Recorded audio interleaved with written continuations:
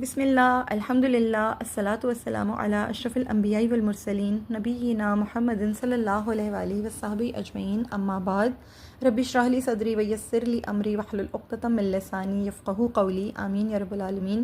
السلام علیکم ورحمۃ اللہ وبرکاتہ۔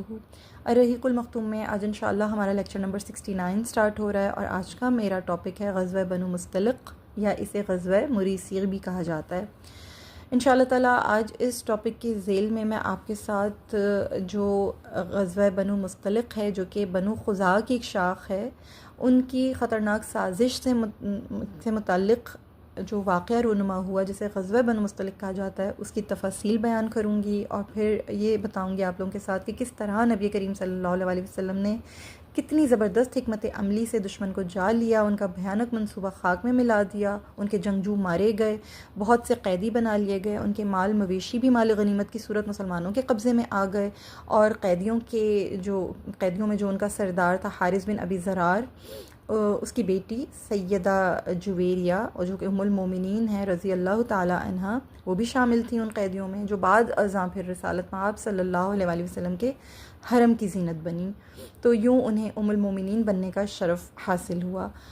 اور انشاءاللہ تعالیٰ اسی غزوہ میں منافقین بھی ساتھ شامل تھے۔ بہت بھاری بھرکم غزوہ نہیں ہے، لیکن اس میں کچھ ایسے منفرد واقعات ہیں جن کی نسبت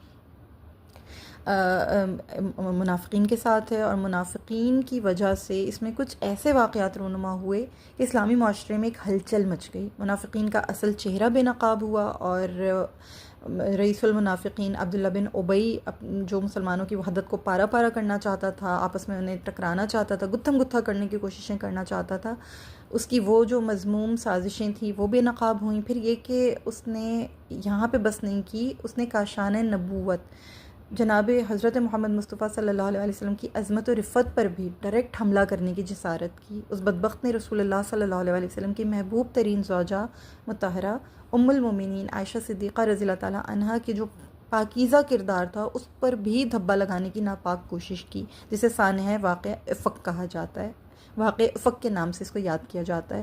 اور پھر اس موقع پر اللہ تعالیٰ نے کس طرح جناب ام المومنین سیدہ عائشہ صدیقہ رضی اللہ تعالیٰ عنہ کی برات میں آیات نازل فرمائیں، اور پھر ایسے قوانین جاری فرمائے جنہوں نے اسلامی معاشرے کی فضا کو پاکیزہ اور پرامن بنانے میں بہت اہم کردار ادا کیا۔ تو انشاءاللہ تعالیٰ پوری کوشش کروں گی بإذن اللہ تعالیٰ اس ٹاپک کو جہاں تک ہو سکا کور کرنے کی کوشش کروں گی۔ غزوہ مصطلق سے ہم اپنی بات کو شروع کریں گے۔ بات شروع کرنے سے پہلے، آج کے ٹاپک کو شروع کرنے سے پہلے اللہ تعالیٰ سے دعا کرتے ہیں کہ اللہ تعالیٰ یہ سیکھنا، سمجھنا، پڑھنا میرے لیے، آپ کے لیے، ہم سب کے والدین کے لیے صدقہ جاریہ بنائے، ہم سے کوئی غلطی، کوتاہی، کوئی شارٹ کمنگ ہو اللہ تعالیٰ سے درگزر فرمائے، اور اللہ تعالیٰ یہ ہم سے قبول فرمائے، ہمیں سنت مبارکہ صلی اللہ علیہ وسلم کے اوپر عمل کرنے کی توفیق عطا فرمائے، ہماری دنیا میں، ہماری آخرت میں، قبر میں، حشر میں، نشر میں اللہ تعالیٰ ہمارے لیے ہر قدم پر اسے ہماری بخشش کا ذریعہ بنائے، اور رسول اللہ صلی اللہ علیہ وسلم کی شفاعت اور خوشنودی حاصل ہو سکے۔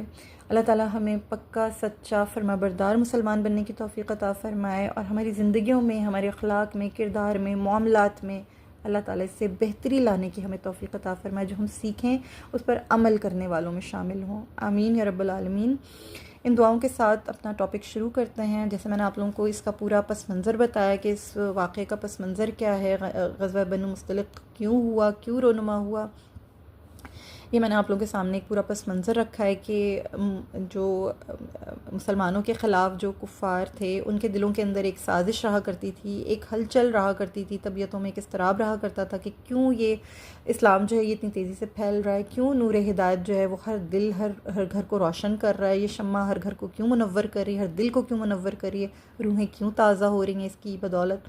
تو یہ مسلمانوں کے خلاف ان کفار، مشرقین اور ان تمام کا ایک ان کا ایک یوں کہہ لیجئے کہ مشترکہ ایک ان کا رد عمل تھا۔ یہ غزوہ بنو مصطلق کے ساتھ ہوا تھا، اس لیے کہ اسے جو بنو مصطلق ہیں انہوں نے اس کو ترتیب دیا تھا، انہوں نے اس میں جو ہے سازش کی تھی نبی کریم صلی اللہ علیہ وسلم کے خلاف۔ یہ بنو خزاعہ کی ایک شاخ تھی، اور جیسے ہم جانتے ہیں کہ بنو خزاعہ جو ہیں یہ علاقہ جو ہے یہ یعنی بنو خزاع جو ہے یہ کون سے علاقے میں رہتے تھے؟ یہ بنو مستلق قدید اور اسفان میں رہائش پذیر تھے. ان کا مسکن جو تھا وہ اسفان تھا اور قدید تھا.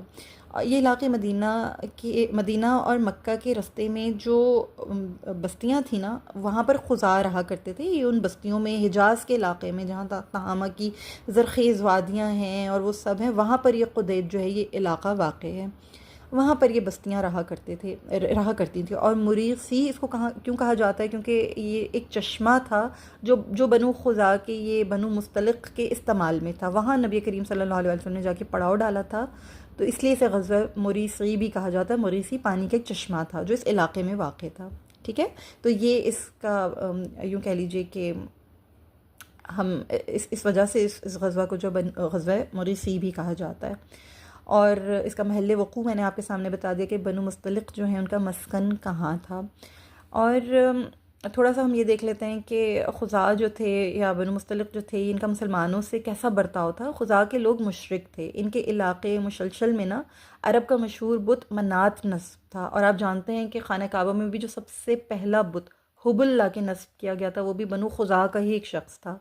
قریش نے نہیں لا کے رکھا تھا. اس وقت بنو خزاع جب بنو جرہم جا چکے تھے، اللہ تعالیٰ نے ان کی کسٹڈی کو، یعنی ان کی کسٹوڈین شپ کو جب اللہ تعالیٰ نے ختم فرما دیا تھا، تو بنو خزاع نے کسٹوڈین شپ حاصل کر لی تھی. اور کسٹوڈین شپ جب ان کے پاس آئی تھی تو انہی کا ایک سردار تھا جس نے لا کر حبل کو نصب کیا تھا خانہ کعبہ کے اندر.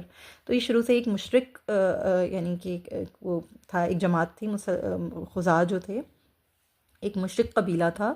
اور یہ حبل، منات اور یہ سب کچھ جو تھا یہ ان کی پرستش کیا کرتے تھے. اور عرب کے لوگ جو تھے وہ باقاعدہ منات کا باقاعدہ حج کیا کرتے تھے. اس کا حج کیا کرتے تھے، طواف کیا کرتے تھے اس کے گرد وغیرہ. اور بنو خزاع جو تھے وہ اس کے بیسیکلی مجاور تھے، اس کے پجاری تھے. یہی وجہ ہے کہ ان میں اسلام جو قبول اسلام ہے اس کی رفتار بہت سست رہی. اور دوسری وجہ یہ تھی کہ یہ لوگ مدینہ کی نسبت مکہ کے زیادہ قریب تھے. مکہ کے قریب رہنے کی وجہ سے یہ دیگر قبائل کی طرح ہر وقت قریش کی طرف ان کی نظر رہتی تھی. کفار قریش کیا کر رہے ہیں، کفار قریش کے انتظار میں تھے کہ جب قریش کے لوگ رسول اللہ صلی اللہ علیہ وسلم کی دعوت پر لبیک کہیں گے تو ہم بھی لبیک کہہ دیں گے. اگر قریش نے نہ کہا تو پھر ہم بھی ان سے جو ہے وہ اعتراض رکھیں گے اور ہم بھی ان کے خلاف اسی طرح سے لڑیں گے جس طرح قریش لڑتے ہیں. قریش کے ساتھ ان کے قدیم معاہدے بھی تھے اور کفار قریش کی یہی کوشش تھی کہ خزاع کے لوگوں کو اسلام کے قریب بھی نہ پھٹکنے دیا جائے. بھلا کس طرح ممکن تھا، وہ کیسے گوارا کر سکتے تھے کہ بنو خزاع اسلام میں پہل کرتے؟ یہ بات ان کے مفادات کے بھی ظاہر خلاف تھی. اس صورتحال کے باوجود بھی خزاع کے کچھ لوگ مسلمان ہو چکے تھے. ان کے دیگر لوگوں کی ہمدردیاں بھی مجموعی طور پر مسلمانوں کے ساتھ تھیں. وہ اللہ کے رسول صلی اللہ علیہ وسلم کو مکہ کی خبریں بھی پہنچاتے رہتے تھے. جیسا کہ ہم نے غزوہ احد کے موقع پر بھی یہ دیکھا تھا کہ جب مکی لشکر نے مدینہ کی طرف پیش قدمی کی تھی تو ایک کردار ہم نے پڑھا تھا، عامر بن سالم خزاعی. یہ بھی خزاع قبیلے سے تھا نا، تو اس نے بھی اپنے ساتھ خدا کی ایک جماعت لے کر یہ نبی کریم صلی اللہ علیہ وسلم کی خدمت میں حاضر ہوا تھا. اور اس نے کفار قریش کی سرگرمیوں کی اطلاع دی تھی، آگاہ کیا تھا آپ صلی اللہ علیہ وسلم کو. پھر اسی طرح ہم نے غزوہ حمر الاسد میں بھی پڑھا تھا کہ معبد بن ابی معبد خزاعی، یہ بھی لشکر کفار کو مروب کرنے اور ان کی حوصلہ شکنی کرنے میں اس نے بڑا مؤثر کردار ادا کیا تھا. تو ایسے کچھ کردار تھے جو بنو خزاع میں سے ہی تھے اور نبی کریم صلی اللہ علیہ وسلم کی کہیں نہ کہیں حمایت کیا کرتے تھے. اس کے بالمقابل خزاع کی شاخ بنو مستلق جو تھی نا، وہ مسلمانوں کے لیے کسی طرح کی کوئی ہمدردی نہیں رکھتی تھی. اس شاخ کے اندر خصوصی طور پہ جو بنو مستلق تھے، ان کے اندر واضح طور پہ مسلمانوں کے دشمن دکھائی دیتے تھے. ان کی ساری ہمدردیاں اور طرفداریاں کفار قریش کے ساتھ تھیں. اس سے بڑی بات اور کیا ہو سکتی کہ بنو مستلق کا شمار احابیش میں ہوتا تھا. یہ لوگ نا احابیش میں سے تھے. انہوں نے معاہدہ کر رکھا تھا. قبائل کے مجموعے کو احابیش کہا جاتا ہے. میں نے آپ کو پہلے بھی بتایا تھا کہ جنہوں نے قریش کے ساتھ معاہدے کیے ہوئے تھے، قریش کے حلیف تھے کہ جب بھی ضرورت پڑے گی ہم آپ کے ساتھ ہیں.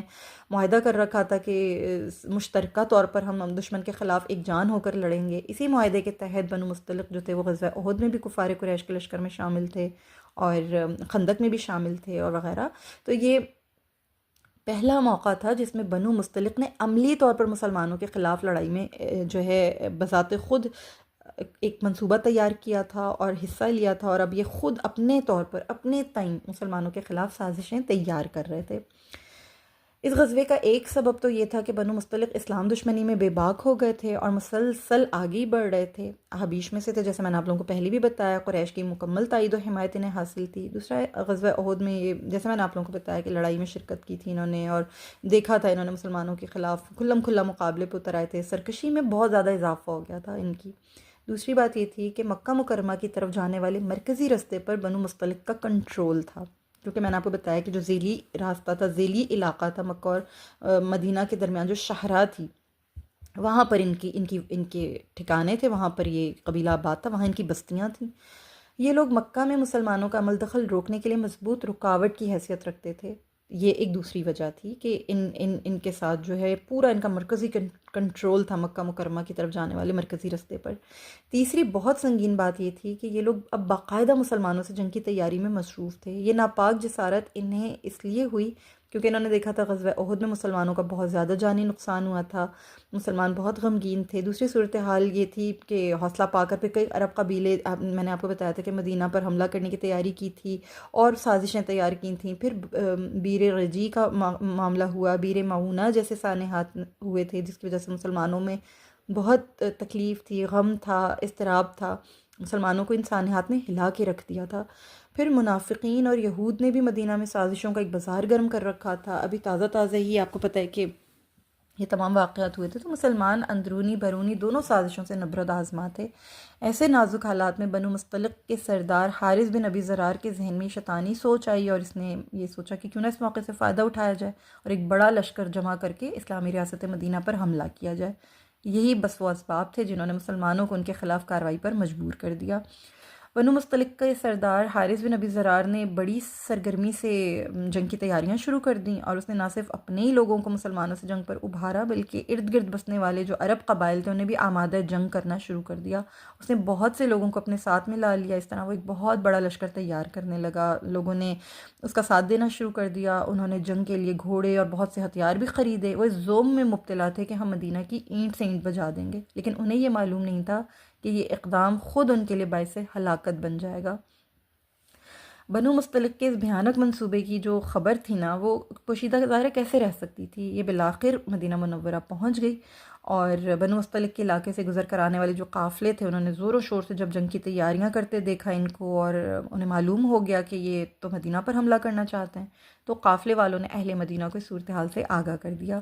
اہل مدینہ کے لیے خبر نہایت اہم تھی۔ ویسے بھی اسلامی ریاست مدینہ کی جو انٹیلیجنس تھی، آپ کو میں نے بتایا کہ بہت چاق و چوبند تھی، فعال تھی، بہت متحرک تھی، تو اس کے جو کارندے تھے وہ بھی ہر وقت ہر سو چاروں طرف ان کے کان، مطلب یوں کہہ لیجئے کہ extra pair of eye, extra pair of ears ان لوگوں کے پاس ہمیشہ رہتے تھے، وہ ہر سو پھیلے رہتے تھے۔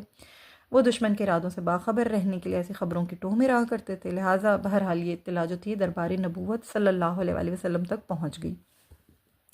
رسول اللہ صلی اللہ علیہ وآلہ وسلم کو بنو مصطلق کی جنگی تیاریوں اور جارحانہ ارادوں کی جب خبر ملی نا، تو آپ صلی اللہ علیہ وآلہ وسلم نے ان کے خلاف فوری طور پر کوئی کارروائی نہیں کی، بلکہ اس اطلاع کی تحقیق کا فیصلہ کیا، اور ہمیں یہ تعلیم دی کہ کبھی بھی کوئی خبر آپ تک پہنچے پلیز اس کو ڈبل چیک ضرور کریں۔ کبھی بھی کسی بات پر ایک دم آنکھیں بند کر کے، آنکھیں میچ کے نہیں عمل کرنا چاہیے، یا اس کے خلاف نہیں فوراً سے کوئی بھی کارروائی کرنی چاہیے۔ یہی آپ صلی اللہ علیہ وسلم کا طریقہ کار تھا۔ آپ چاہتے تھے کہ کسی کو ان کے علاقے میں بھیج کر جو معلومہ خبر ہے اس کی تصدیق کی جائے اور بنو مصطلق کی جنگی تیاریوں کی تفصیلات معلوم کی جائیں۔ اب سوال یہ تھا کہ اس خطرناک مہم پر کسے روانہ کیا جائے، تو اس سلسلے میں رسول اللہ صلی اللہ علیہ وسلم کی جو نظر انتخاب ہے وہ سیدنا بریدہ بن حصیب اسلمی رضی اللہ تعالیٰ عنہ پر پڑی۔ یہ اسلامی مملکت مدینہ کی انٹیلیجنس کی، یوں کہہ لیں کہ ایک بہت ذہین، بہت تجربہ کار آفیسر تھے۔ آپ صلی اللہ علیہ وسلم نے انہیں یہ مہم سونپی، وہ تنہا جا کر اس خبر کی تصدیق کریں اور بنو مصطلق کی جو سرگرمیاں ان کی پوری معلومات لے کر آئیں۔ اس طرح آپ صلی اللہ علیہ وسلم نے یہ تعلیم عطا فرمائی ہم سب کو کہ کوئی خبر آئے اس پر آنکھیں بند کر کے فوراً یقین نہیں کرنا چاہیے، اس کی پوری تحقیق کرنی چاہیے کہ وہ خبر صحیح بھی ہے یا غلط ہے۔ یہی ہوا، سیدنا بریدہ رضی اللہ تعالیٰ عنہ حکم نبوت ملتے ہی فوراً چل پڑے۔ انہوں نے روانہ ہوتے ہوئے رسول اللہ صلی اللہ علیہ وسلم سے اجازت مانگی کہ اگر انہیں اپنی طرف سے مصلحتاً کوئی خلاف حقیقت بات کرنی پڑ جائے یا کوئی ایسا معاملہ ہو جائے تو وہ ایسا کر سکتے ہیں۔ عام طور پر اس قسم کے جو موقع ہوتے ہیں ان میں ایسی ضرورت ظاہر پیش آ جاتی ہے، کچھ نہ کچھ کہنا ہی پڑ جاتا ہے اپنی طرف سے، تو آپ صلی اللہ علیہ وسلم نے انہیں اس کی اجازت دے دی اور اس کے بعد اس خطرناک مہم پر روانہ ہو گئے۔ دشمن کی صفوں میں جا کر بریدہ رضی اللہ تعالیٰ عنہ نے نہایت حکمت عملی کے ساتھ، بہت طریقے کے ساتھ ان کا کانفیڈنس جیتا، ان کا اعتماد جیتا، اور لوگوں نے جب ان کو دیکھا کہ یہ ہماری صفوں میں آ کر بیٹھ گئے تو لوگوں نے پوچھا کہ یہ ہمارے مابین اجنبی شخص کون ہے، وہ لوگ سہم گئے۔ لوگوں نے جب ان کو دیکھ کر اپنی یعنی اجنبیت کا اظہار کیا تو سیدہ بریدہ رضی اللہ تعالیٰ عنہ نے ان کو اطمینان دلایا اور کہا کہ میں تمہارا ہی آدمی ہوں، تم ہی جیسا ہوں، مجھے پتہ چلا ہے کہ تم لوگ اس شخص، یعنی اشارہ محمد صلی اللہ علیہ وسلم کی طرف تھا کہ مجھے پتہ چلا کہ تم لوگ اس شخص سے جنگ کے لیے لشکر جمع کر رہے ہو، میں یہ سن کر یہاں تم لوگوں کے پاس چلا آیا ہوں۔ اب میں واپس جاتا ہوں اور اپنی قوم اور اپنے میرے جو ساتھی ہیں، میرے پیروکار ہیں، میں ان کو دعوت دوں گا، وہ اپنے ساتھی لے کر جو ہے آئیں گے اور میں بھی اپنے تمام ساتھیوں کو لے کر آؤں گا۔ اس طرح ہم سب یکجا ہو کر ایک زبردست قوت بن جائیں گے اور پھر مسلمانوں کی مل جل کر بیخ کنی کر دیں گے۔ بریدہ رضی اللہ تعالیٰ عنہ نے جنگی ہیلے اور تدبیر کے پیش نظر یہ سب کچھ کہا تاکہ لوگ ان پر کسی قسم کا کوئی شک نہ کریں، لوگوں کو کسی قسم کا کوئی گمان نہ گزرے، لوگ ان کی باتیں سن کر نہ صرف مطمئن ہوگا بلکہ اس خوش فہمی میں بھی مبتلا ہوگا کہ اب ہماری تعداد میں مزید اضافہ ہو جائے گا اور ہم اور زیادہ مضبوط ہو جائیں گے۔ جب بریدہ رضی اللہ تعالیٰ عنہ نے اپنی ذہانت اور ہوشیاری سے ان تمام لوگوں کا اعتماد جیت لیا اور دیکھا کہ اب یہ لوگ جو ہے اس خوش فہمی میں مبتلا ہو چکے ہیں، تو انہوں نے ان لوگوں کو اس خوش فہمی میں ڈال کر فوری پیش قدمی سے ان کو روکا، انہیں مزید انتظار کرنے پر مجبور کیا، اور اس طرح انہوں نے اپنی یعنی یوں کہہ لیجئے کہ اپنی حکمت عملی سے مسلمانوں کو تیاری کرنے اور آگے بڑھنے کا مناسب وقت پرووائڈ کیا۔ ایک طرح سے یوں کہہ لیجئے کہ مناسب کارروائی کا وقت مل جائے مسلمانوں کو، تو انہوں نے ایک ایسا موقع فراہم کر دیا اپنی سمجھداری سے۔ بنو مستلق کے سردار اور لشکر کے جو سپہ سالار جس کا نام حارث بن ابی زرار تھا، اس نے بریدہ اسلمی رضی اللہ تعالیٰ عنہ کی بات سنی تو جھوم اٹھا، بہت خوش ہوا، کہنے لگا کہ ہم اپنے ارادے پر قائم ہیں، تم فوراً اپنے لوگوں کو ہمارے پاس لے آؤ اور ہم سب مل کر یہ کام کریں گے۔ سیدنا بریدہ رضی اللہ تعالیٰ عنہ نے اسے تسلی دیتے ہوئے کہا کہ بس ابھی جاتا ہوں اور تمہارے پاس اپنی قوم کا بھاری بھرکم لشکر لے کر ضرور حاضر ہوتا ہوں۔ ان کی یہ بات سن کر وہ سب بے حد خوش ہو گئے۔ ان کو بالکل بھی اس چیز کا اندازہ نہیں تھا کہ اب حق پرستوں کا ایک عظیم لشکر آئے گا اور خود انہی کے ہاتھوں سے اب ان کی جانیں جو ہیں ان کو لالے پڑ جائیں گے۔ ان کو اس بات کا اندازہ نہیں تھا، خوش فہمی کا شکار ہو کر وہیں رہ گئے۔ سیدنا بریدہ رضی اللہ تعالیٰ عنہ جو تھے وہ ساری معلومات حاصل کر کے ان ساری جنگی تیاریوں کا جائزہ لے کر نہایت تیز رفتاری سے مدینہ منورہ کی طرف روانہ ہوئے، اور ان کی مہم جو تھی بہت کامیاب ثابت ہوئی۔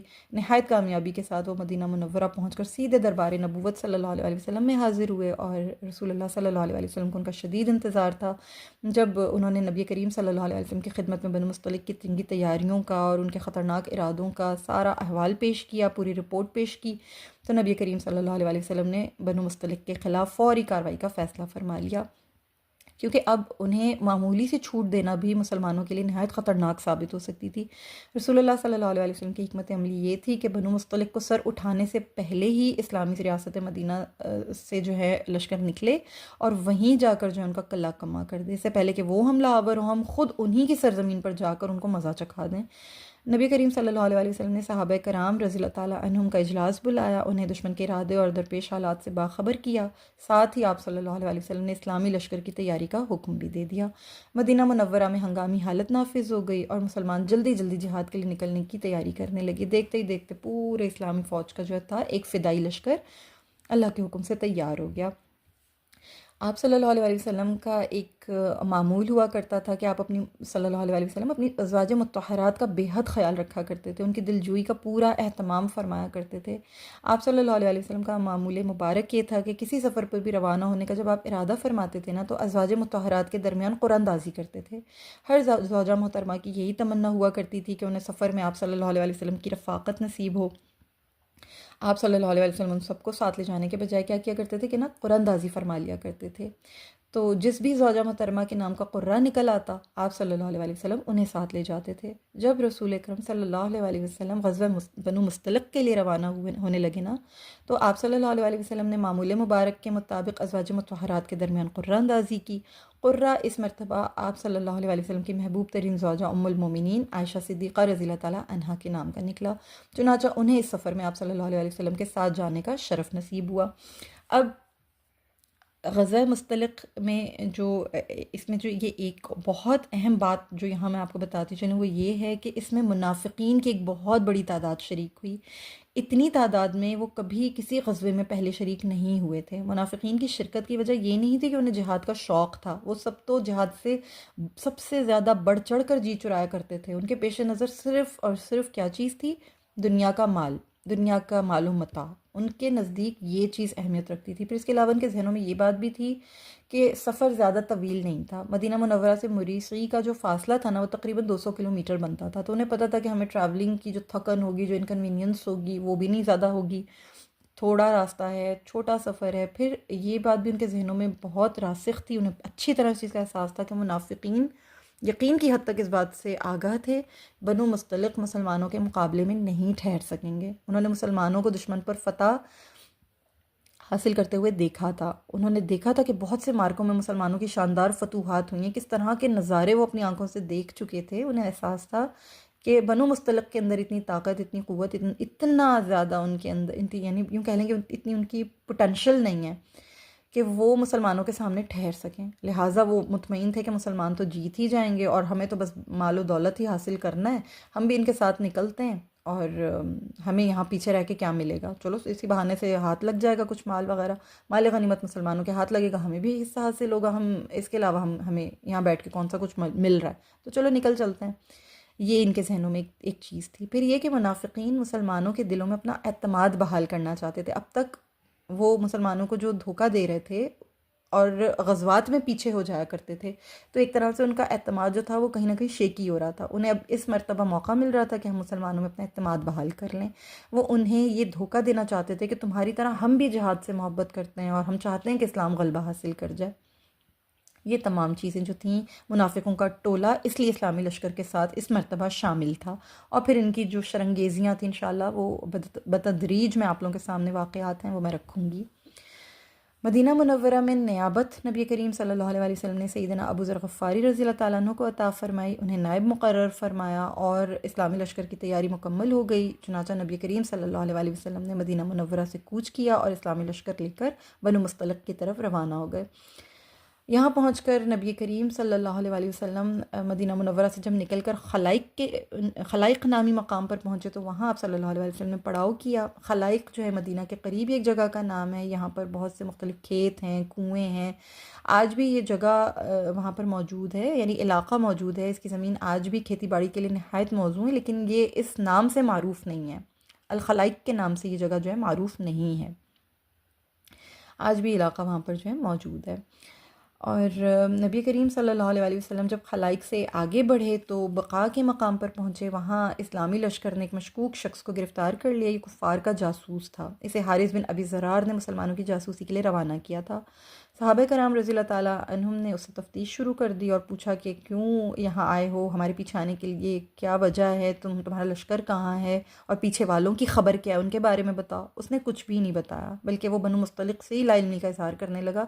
اس نے کہا کہ مجھے تو ان کے بارے میں کوئی علم نہیں ہے، وہ یہ تسلیم کر ہی نہیں رہا تھا کہ ایکچولی وہ ان کا جاسوس ہے، یعنی کفار کا جاسوس ہے، اور اس نے بھیجا ہے، یعنی بنو مستلق کے سردار نے اس کو بھجوایا ہے، وہ اس بات کا اعتراف نہیں کر رہا تھا۔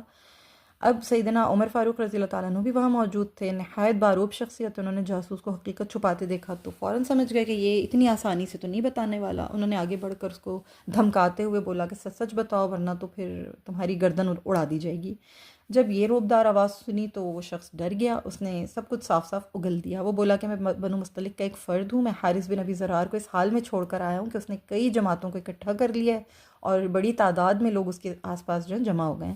اس نے مجھے تمہاری مخبری کے لیے بھیجا ہے تاکہ میں اسے تمہارے احوال سے آگاہ کروں اور یہ بھی بتاؤں کہ کیا تم لوگ مدینہ سے نکل گئے ہو یا نہیں نکلے ہو، ان تمام باتوں کے لیے۔ اب ظاہر سی بات ہے کہ یہ جب نبی کریم صلی اللہ علیہ وسلم کے سامنے اس کافر جاسوس کو پیش کیا گیا، سب کچھ اگلوا کر خدمت میں لایا گیا نبی کریم صلی اللہ علیہ وسلم کی، تاکہ یہ خود آ کے آپ صلی اللہ علیہ وسلم کے سامنے ساری حقیقت بیان کرے، اس نے نبی کریم صلی اللہ علیہ وسلم کی خدمت میں بھی سب کچھ صاف صاف بیان کر دیا۔ اس طرح اس نے اپنے ناقابل معافی جرم کا اقرار کر لیا۔ اب اس کی معافی کی نا ایک صورت تھی کہ وہ پوری طرح تائب ہو کر دائرہ اسلام میں داخل ہو جائے، بصورت دیگر اس کی سزا قتل تھی۔ ظاہر سی بات ہے کہ وہ جاسوسی کرتے ہوئے پکڑا گیا تھا اور تھا بھی کافر، تو معافی مل سکتی تھی، لیکن اس طرح کہ تائب ہو جاتا، توبہ تائب ہو جاتا، اسلام قبول کر لیتا۔ رسول اللہ صلی اللہ علیہ وآلہ وسلم نے راہ ہدایت دکھانے میں کبھی بھی کسی کے لیے بھی آپ صلی اللہ علیہ وآلہ وسلم نے کبھی بھی کوئی کسر نہیں چھوڑی۔ ہمیشہ آپ صلی اللہ علیہ وآلہ وسلم اس بات کے مطمئن ہوا کرتے تھے کہ کوئی بھی کافر آپ کے سامنے آئے، کوئی بھی مشرک آپ کے سامنے آئے، کوئی یہود ہوں، کوئی بھی ایسے لوگ ہوں جو آپ کے سامنے پیش کیے جائے، سب سے پہلے آپ صلی اللہ علیہ وآلہ وسلم اسے اسلام کی ہدایت دیا کرتے تھے، آپ اسے اسلام کی دعوت پیش کیا کرتے تھے۔ آپ صلی اللہ علیہ وآلہ وسلم نے اسے بھی اسلام قبول کرنے کی دعوت پیش کی، لیکن وہ شخص بہت بد نصیب نکلا، بہت بدقسمت انسان تھا، اس نے اسلام قبول کرنے سے صاف انکار کر دیا۔ اس نے کہا میں اس وقت تک تمہاری دین کی پیروی نہیں کروں گا جب تک میں یہ نہ دیکھ لوں کہ میری قوم کیا کرتی ہے۔ اگر میری قوم کے لوگ تمہارے دین میں داخل ہو گئے تو میں بھی اسلام قبول کر لوں گا، اور اگر وہ اپنے دین پر جمے رہے تو میں انہی کا آدمی ہوں۔ جب یہ بات سنی اور جب یہ بات سیدنا عمر فاروق رضی اللہ تعالیٰ عنہ نے سنی اور دیکھا کہ یہ جاسوس اسلام قبول نہیں کر رہا، تو انہوں نے اسے کیفر کردار تک پہنچانے کی اجازت طلب کی اور بولے کہ اللہ کے رسول صلی اللہ علیہ وآلہ وسلم اجازت مرحمت فرمائیے کہ کیا میں اس کی گردن نہ اڑا دوں۔ رسول اللہ صلی اللہ علیہ وآلہ وسلم نے اجازت دے دی، وہ آگے بڑھے اور اس کافر کو واصل جہنم کیا۔ جاسوس کو قتل کرنے کا جو جاسوس کو قتل کرنے کا مسلمانوں کو بہت فائدہ ہوا۔ اس کے قتل کی خبر کسی طرح کفار کے لشکر تک پہنچ گئی، انہیں پتہ چل گیا کہ رسول اللہ صلی اللہ علیہ وسلم لشکر کو اپنے ساتھ لے کر جنگ کے لیے آ رہے ہیں۔ بس اب جیسے ہی ان تک یہ خبر پہنچی کہ لشکر آ رہا ہے مسلمانوں کا، کفار کے لشکر میں نا کھلبلی مچ گئی۔ حارث بن ابی ذرار اور اس کے ساتھیوں پر یہ خبر جو تھی ایک طرح سے بجلی بن کر گری، اس پر مسلمانوں کی نا ہیبت طاری ہو گئی اور وہ لوگ شدید خوف و ہراس کا شکار ہو گئے۔ عرب قبائل کے جو لوگ بہکاوے میں آ کر بنو مصطلق کے ساتھ ملے ہوئے تھے نا، وہ سب ہمت ہار گئے اور ان سب کا ساتھ چھوڑ کر آہستہ آہستہ ایک ایک کر کے بھاگ گئے۔ حارث بن ابی ذرار کی صاحبزادی جناب ام المومنین سیدہ جویریہ رضی اللہ تعالیٰ عنہا مسلمان ہونے کے بعد اس کا تذکرہ کرتی تھیں، فرماتی تھیں کہ رسول اللہ صلی اللہ علیہ وسلم ابھی ہم تک پہنچے بھی نہیں تھے کہ ہمارے پاس پہلی جاسوس کی گرفتاری اور اس کے قتل کی خبر آ گئی تھی۔ ہمیں یہ بھی اطلاع ملی کہ رسول اللہ صلی اللہ علیہ وسلم نکل پڑے ہیں۔ میرے باپ اور اس کے ساتھیوں کو یہ خبر بہت ناگوار گزری، وہ سخت خوفزدہ ہو گئے۔ عرب کے جو مختلف لوگ ان کے پاس اکٹھے ہوئے تھے وہ سب ان سے الگ ہو گئے، ان کے اپنے قبیلے کے لوگوں کے سوا ان کے پاس کوئی نہیں رہا۔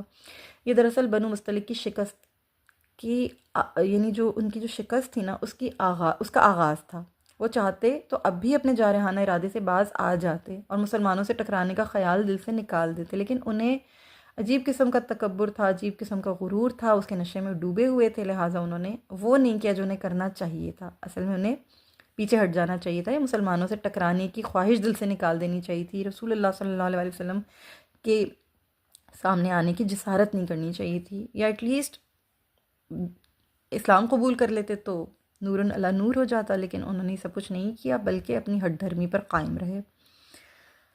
رسول اللہ صلی اللہ علیہ وآلہ وسلم نے آپ صلی اللہ علیہ وسلم نے مسلسل سفر فرمایا، مسلسل سفر کرتے ہوئے بالآخر بن مصطلق کے مریسی نامی چشمے تک آپ صلی اللہ علیہ وسلم پہنچ گئے۔ اب مسلمان کفار کے سر پر جا پہنچے تھے۔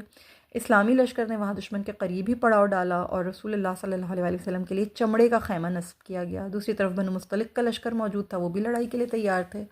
اب باقاعدہ جنگ شروع ہونے والی تھی۔ رسول اللہ صلی اللہ علیہ وسلم نے بنفس نفیس اپنے صحابہ کی صف بندی فرمائی، اسلامی لشکر کے علم بردار مقرر فرمائے۔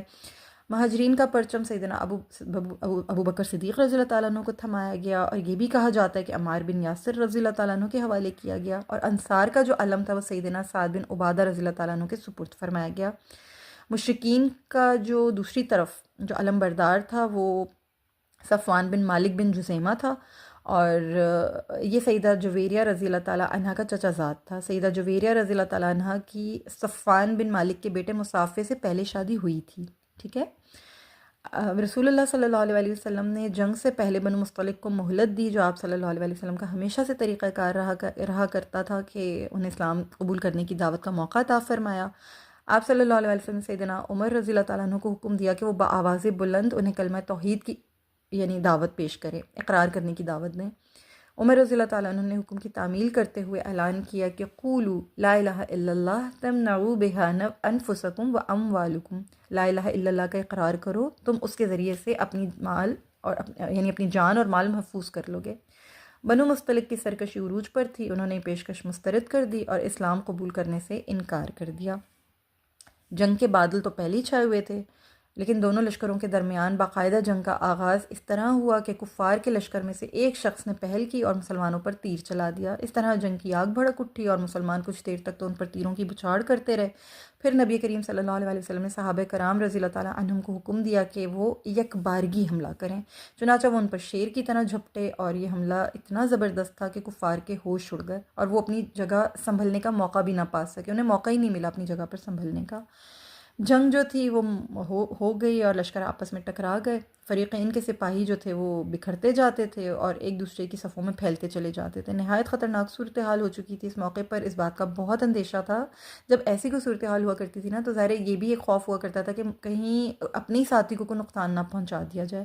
اسی طرح رات کی تاریکی میں بھی اپنے ساتھی اور دشمن میں فرق کرنا دشوار ہوا کرتا تھا۔ تو ایسی جب نازک صورتحال ہوا کرتی تھی نا تو اس سے نمٹنے کے لیے نبی کریم صلی اللہ علیہ وسلم نے صحابہ کو یہ طریقہ سکھایا تھا کہ کوئی نہ کوئی خفیہ علامت شناخت یا کوئی رمزیہ جنگی شعار یعنی کوئی کوڈ ورڈ جو ہے مقرر کر لیا جائے۔ پچھلی جنگوں میں بھی، پچھلی غزوات میں بھی ہم نے اس چیز کو پڑھا ہے نا کہ کوڈ ورڈ مقرر کر لیے جاتے تھے تاکہ اس کے ذریعے سے ایک دوسرے کو پہچان جائے۔ تو غزوہ مستلق میں بھی مسلمانوں کا جو جنگی شعار تھا وہ تھا یا منصورہ امت امت۔ یہ اس کا مطلب یہ تھا کہ اے مدد یافتہ شخص مار دے، ختم کر دے۔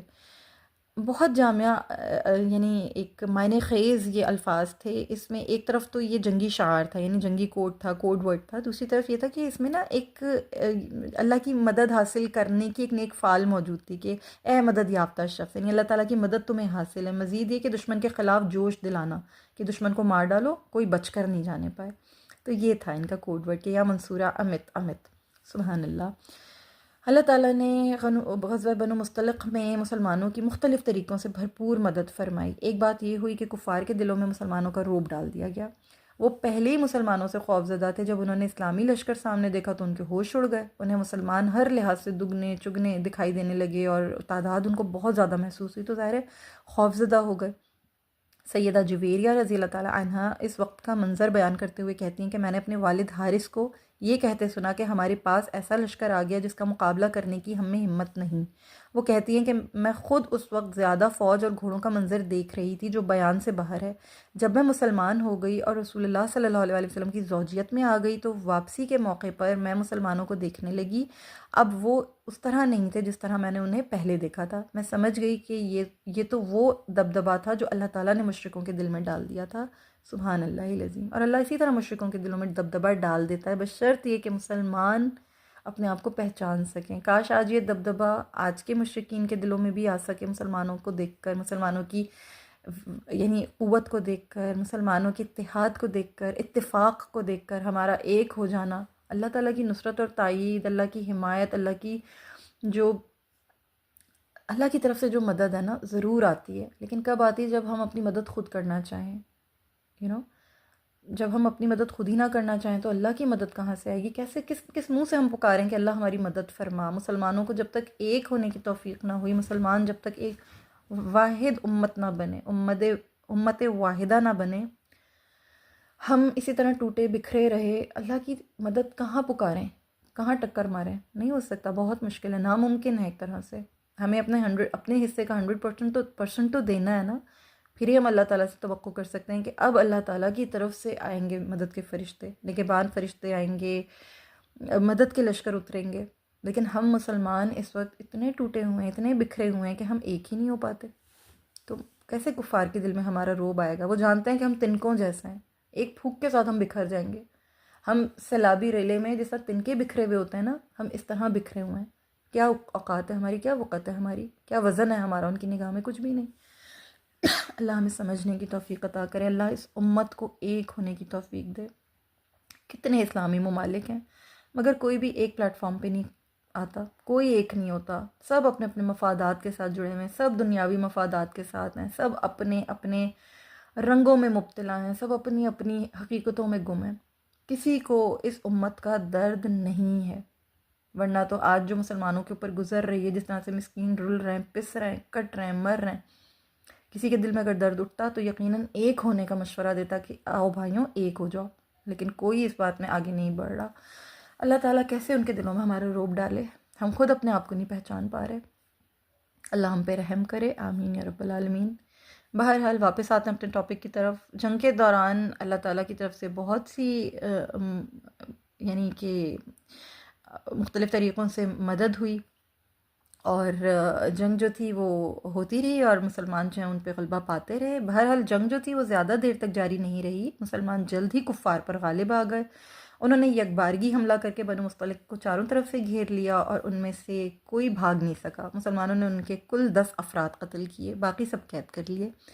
ان کے علم بردار صفوان کو سیدنا ابو قتادہ رضی اللہ تعالیٰ عنہ نے موت کے گھاٹ اتارا۔ سیدنا علی بن ابی طالب رضی اللہ تعالیٰ عنہ نے کفار کے 2 آدمیوں کو، جس کا نام مالک اور اس کا بیٹا، ان 2 لوگوں کو کیفر کردار تک پہنچایا۔ اسی طرح سیدنا عبد الرحمن بن عوف رضی اللہ تعالیٰ عنہ نے ان کے شاہ سوار احمر کو، یا احمیر کہا جاتا ہے، دونوں میں سے کوئی ایک نام ہے اس کو جہنم واصل کیا، اور جویریہ رضی اللہ تعالیٰ عنہ کا جو پہلا خاوند تھا مسافر، وہ بھی مارا گیا۔ قیدیوں میں مردوں کے ساتھ ساتھ بنو مصطلق کی عورتیں اور بچے بھی شامل تھے۔ ان کے اونٹوں، بکریوں، ان کے بڑے بڑے ریوڑوں کو بھی مسلمانوں نے اپنے قبضے میں لے لیا، مسلمانوں کے ہاتھ وہ تمام چیزیں بھی لگ گئیں۔ اس طرح بنو مصطلق کو مسلمانوں کے ہاتھوں سے زبردست شکست ہوئی اور ان کے سارے عزائم جو تھے وہ خاک میں مل گئے۔ مکہ مدینہ کی شاہراہ پر مسلمانوں کا کنٹرول ہو گیا اور مسلمانوں کی قوت اور شان و شوکت میں اضافہ ہوا۔ عرب قبائل پر مسلمانوں کی دھاک بیٹھ گئی اور اب ان میں سے کسی قبیلے میں اتنی ہمت نہیں رہی تھی کہ وہ تنہا مسلمانوں پر حملہ کرنے کے بارے میں سوچ بھی سکتے۔ اس واقعے میں جو ہے وہ ایک شہادت کا علمانگیز واقعہ پیش آیا۔ ہشام بن ثبابہ رضی اللہ تعالیٰ عنہ، یہ ایک مسلمان صحابی تھے، یہ دشمن کی تلاش میں نکلے تھے۔ جب وہ واپس آ رہے تھے اس وقت تیز آندھی چل رہی تھی اور فضا جو تھی وہ گرد غبار سے اٹی ہوئی تھی۔ اس حالت میں ان کا آمنا سامنا اپنے ہی انصاری صحابی اوس رضی اللہ تعالیٰ عنہ سے ہوا، اور وہ انہیں پہچان نہیں سکے کہ یہ ہماری ساتھی ہیں، اور یہ سمجھے کہ مشرکین کے آدمی ہیں، اور حالت جنگ میں اس قسم کی ظاہر غلط فہمیاں پیدا ہو جاتی ہیں، اور اوس رضی اللہ تعالیٰ نے ان پر حملہ کیا، انہیں شہید کر دیا۔ بعد میں انہیں پتہ چلا کہ وہ تو مسلمان تھے اور ہمارے ہی ساتھی تھے۔ انہیں بے حد افسوس ہوا، لیکن وہ بے خطا تھے، انہوں نے جانے بوجھے ایسا نہیں کیا تھا۔ تقدیر میں یہی لکھا ہوا تھا، ورنہ تو شعار جو تھا، ہمیشہ کوڈ ورڈ جو تھا وہ پڑھا جاتا تھا اور پہچان ہو جاتی تھی کہ یہ ہمارا بھائی ہے، ہم اس کو قتل نہیں کریں گے، لیکن اس مرتبہ ایسا نہیں ہو سکا کیونکہ تقدیر میں اللہ کی طرف سے یہی حکم تھا۔ تو یہ معاملہ جو تھا یہ اس طرح سے ہوا۔ پھر قیدی جو تھے ان کی نگرانی پر نبی کریم صلی اللہ علیہ وسلم نے عورتوں اور بچوں کو جو تھا وہ نکال کر الگ کر دیا گیا، مرد قیدی حضرات جو تھے ان کو باندھ دیا گیا، اور سیدنا بریدہ بن حصیب اسلمی رضی اللہ تعالیٰ عنہ کو قیدیوں کی نگرانی پر مقرر کر دیا گیا، انہیں ذمہ داری سونپی گئی۔ اب رہا یہ مسئلہ کہ قیدیوں کی تعداد کتنی تھی، تو اس کے بارے میں مختلف آراء ہیں۔ اس کے بارے میں مختلف علماء نے مختلف تعداد بیان کی ہے۔ واقدی رحمہ اللہ نے قیدیوں کی تعداد 200 گھرانے بتائی ہے، اور ابن اسحاق رحمہ اللہ نے قیدیوں کی جو تعداد ہے وہ 100 گھرانے بیان کی ہے، اور زرقانی رحمہ اللہ نے اپنے بعض مشائخ کے حوالے سے لکھا ہے کہ ان کی تعداد 700 افراد سے بھی زیادہ تھی۔ یہ ظاہر بات ہے کہ ایک گھرانے میں کئی افراد ہوتے ہیں، تو اس طرح سے تطبیق کی جا سکتی ہے کہ اگر 700 افراد سے بھی زیادہ لوگ تھے تو ہو سکتا ہے کہ 100 گھرانے ہوں یا 200 گھرانے ہوں جن کے اندر اتنے سارے افراد ہوں، کیونکہ اس زمانے میں آپ کو پتہ ہے کہ لوگ اپنی اولادوں کے معاملے میں بھی کثیر ہوا کرتے تھے، کثیر تعداد میں اولاد ہوا کرتی تھی لوگوں کی، زیادہ بیویاں ہوا کرتی تھیں، ہے نا، تو ہو سکتا ہے کہ اس لیے زیادہ لوگوں کی تعداد ہو، تو یہ تطبیق کی جا سکتی ہے۔ بنو مصطلق کا سارا مال ایک جگہ جمع کر دیا گیا، اور رسول اللہ صلی اللہ علیہ وسلم نے صحابہ کرام کو حکم دیا کہ ان کے رہائش گاہوں سے جو بھی اسلحہ ملے، جو بھی ان کا ساز و سامان وہ سب کچھ اکٹھا کر لیا جائے، جمع کر لیا جائے، اور اس کے ساتھ ساتھ ان کے اونٹ اور بکریاں بھی مسلمانوں نے اپنے قبضے میں کر لیں۔ کل 2000 اونٹ اور 5000 بکریاں تھیں۔ آپ صلی اللہ علیہ وسلم نے اپنے آزاد کردہ غلام شقران کو ان کا نگران مقرر فرمایا، اور اب یہ ساری چیزیں مسلمانوں کے لیے مال غنیمت ٹھہریں۔ اگلا مرحلہ تھا مال غنیمت کی تقسیم کا، تو رسول اللہ صلی اللہ علیہ وسلم نے سارے مال غنیمت میں سے خمس یعنی 5واں حصہ نکال لیا۔ اس کے بعد باقی مال جو تھا وہ مسلمانوں میں تقسیم کر دیا گیا۔ اسلامی لشکر میں موجود منافقین کی تو لاٹری نکل آئی، کیونکہ وہ تو مال و دولت ہی کے چکر میں آئے تھے، ان کی تو طلب ہی یہ تھی، وہ اسی طلب میں نکلے تھے۔ آپ صلی اللہ علیہ وسلم نے خمس کی تقسیم اور مسلمانوں کے حصوں میں جو سیدنا محمیہ بن جزاز زبیدی رضی اللہ تعالیٰ عنہ تھے انہیں نگران مقرر فرمایا۔ قیدی بھی تقسیم کیے گئے۔ جس کے حصے میں جو قیدی آیا وہ اسی کے سپرد کر دیا گیا، اور گھریلو استعمال کا جو سامان تھا وہ بھی بانٹ دیا گیا۔ اس کے علاوہ یہ کہ خرید و فروخت کی سہولت بھی دی گئی، یعنی اگر کسی کو کوئی مستعملہ ردی سامان میں سے اپنے مطلب کی کوئی چیز خریدنا مطلوب ہو تو وہ خرید سکتا تھا، خریدنا چاہتا تھا تو اس کو بیچ دی گئی۔ اونٹ اور بکریاں بھی تقسیم ہوئی، ایک اونٹ 10 بکریوں کے برابر قرار پایا۔ گھوڑ سوار کو 3 حصے ملے، 2 حصے گھوڑے کے لیے اور 1 حصہ اس کا اپنا، اور پیدل شخص جو تھا یعنی پیادہ شخص جو تھے اس کو 1 حصہ دیا گیا۔ یوں نبی کریم صلی اللہ علیہ وسلم نے اس مال غنیمت کو تقسیم فرمایا۔ اب میں نے آپ کو جیسے بتایا کہ اس غزوہ میں منافقین بھی موجود تھے، اور منافقین کی جو شرانگیزیاں تھیں وہ ہر وقت موقعوں کی تلاش میں رہا کرتے تھے، اور جب انہوں نے دیکھا کہ غزوہ بنو مستلق میں مسلمانوں کی اتنی شاندار فتح نصیب ہوئی ہے تو وہ کڑنے لگے۔ ان کے مسلمانوں کی خوشی ان سے دیکھی نہیں جا رہی تھی۔ اللہ کا ذکر کرنا یا اللہ کا نام بلند ہونا یہ منافقین کے دل پر بجلی کی طرح گر رہا تھا۔ اللہ کا کرنا ایسا ہوا کہ اس غزوے میں اچانک 2 ناخوشگوار واقعات پیش آ گئے۔ ان کی وجہ سے منافقین کی یوں سمجھ لیں کہ بھڑاس نکالنے کا ان کو موقع مل گیا، ان کے وارے نیارے ہو گئے۔ انہوں نے خوب موقع سے فائدہ اٹھایا اور مسلمانوں کو آپس میں لڑانے اور ان کا امن و سکون درم بھرم کرنے کے لیے انہوں نے ایڑی چوٹی کا زور لگایا، لیکن اللہ تعالیٰ نے ان لوگوں کی ساری شیطانی تدبیریں خاک میں ملائیں۔ اور وہ واقعات جو ہیں وہ میں آپ کے سامنے رکھتی ہوں۔ پہلا واقعہ کچھ اس طریقے سے ہوا تھا کہ اسلامی لشکر ابھی بنو مستلق ہی کے علاقے میں تھا، جنگ کا خاتمہ ہو چکا تھا، مسلمان مال غنیمت کی تقسیم سے بھی فارغ ہو گئے تھے، اور کچھ مسلمان جو تھے وہ پانی لینے موریسی کے چشمے پر گئے۔ اس میں اتنا کم پانی تھا کہ ڈول ڈالا جاتا تو وہ آدھا ہی بھرتا تھا۔ تو چشمے کی طرف جانے والوں میں سیدنا عمر رضی اللہ تعالیٰ عنہ کا مزدور تھا جس کا نام جہجہ بن مسعود تھا۔ تو جہجہ بن مسعود جو تھا یہ حضرت عمر رضی اللہ تعالیٰ عنہ کے گھوڑے کو پانی پلانے کے لیے لایا تھا۔ وہاں بنو سالم بن عوف جس کا تعلق خزرج سے تھا، یعنی خزرج کے حلیف سنان بن وبرہ جہنی رضی اللہ تعالیٰ عنہ بھی وہاں موجود تھے، تو وہ بھی آئے تھے وہاں پہ پانی بھرنے کے لیے۔ ان کے علاوہ دیگر جو انصار و مہاجرین لوگ تھے وہ بھی وہاں پہ سب موجود تھے۔ سنان اور جہجہ جو تھے انہوں نے اپنا اپنا ڈول جب چشمے میں ڈالا تو دونوں کے مشکیزے جو تھے وہ ملتے جلتے تھے، وہ ایک دوسرے میں گڈ مڈ ہو گئے، دونوں میں سے کسی ایک کا ڈول باہر آ گیا اور آپس میں غلط فہمی کی بنیاد پر دونوں میں جھگڑا شروع ہو گیا اور بات بڑھ گئی۔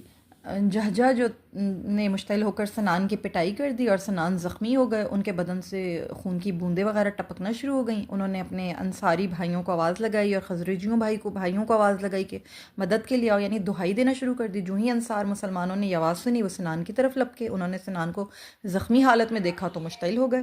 سنان نے اپنے ساتھیوں کے ساتھ مل کر جہجہ کا پیچھا کیا لیکن وہ بھاگ نکلا، ان کے ہاتھ نہیں آیا۔ اس دوران میں جہجہ نے بھی لشکر میں دہائی دے دی تھی کہ مہاجرین کی جماعت، قریشیوں کے نانا کے لوگوں، وہ سب لوگ بھی آ گئے، انہوں نے بھی مدد کے لیے جو ہے وہاں پہ جمع ہو گئے۔ اب ایک طرف انصار تھے، دوسری طرف مہاجرین تھے، دونوں ایک دوسرے کے مد مقابل آ گئے اور اپنے اپنے ہتھیار لہرانے لگے۔ ایک خون ریز جنگ کی ایک فضا جو تھی وہ پیدا ہو گئی۔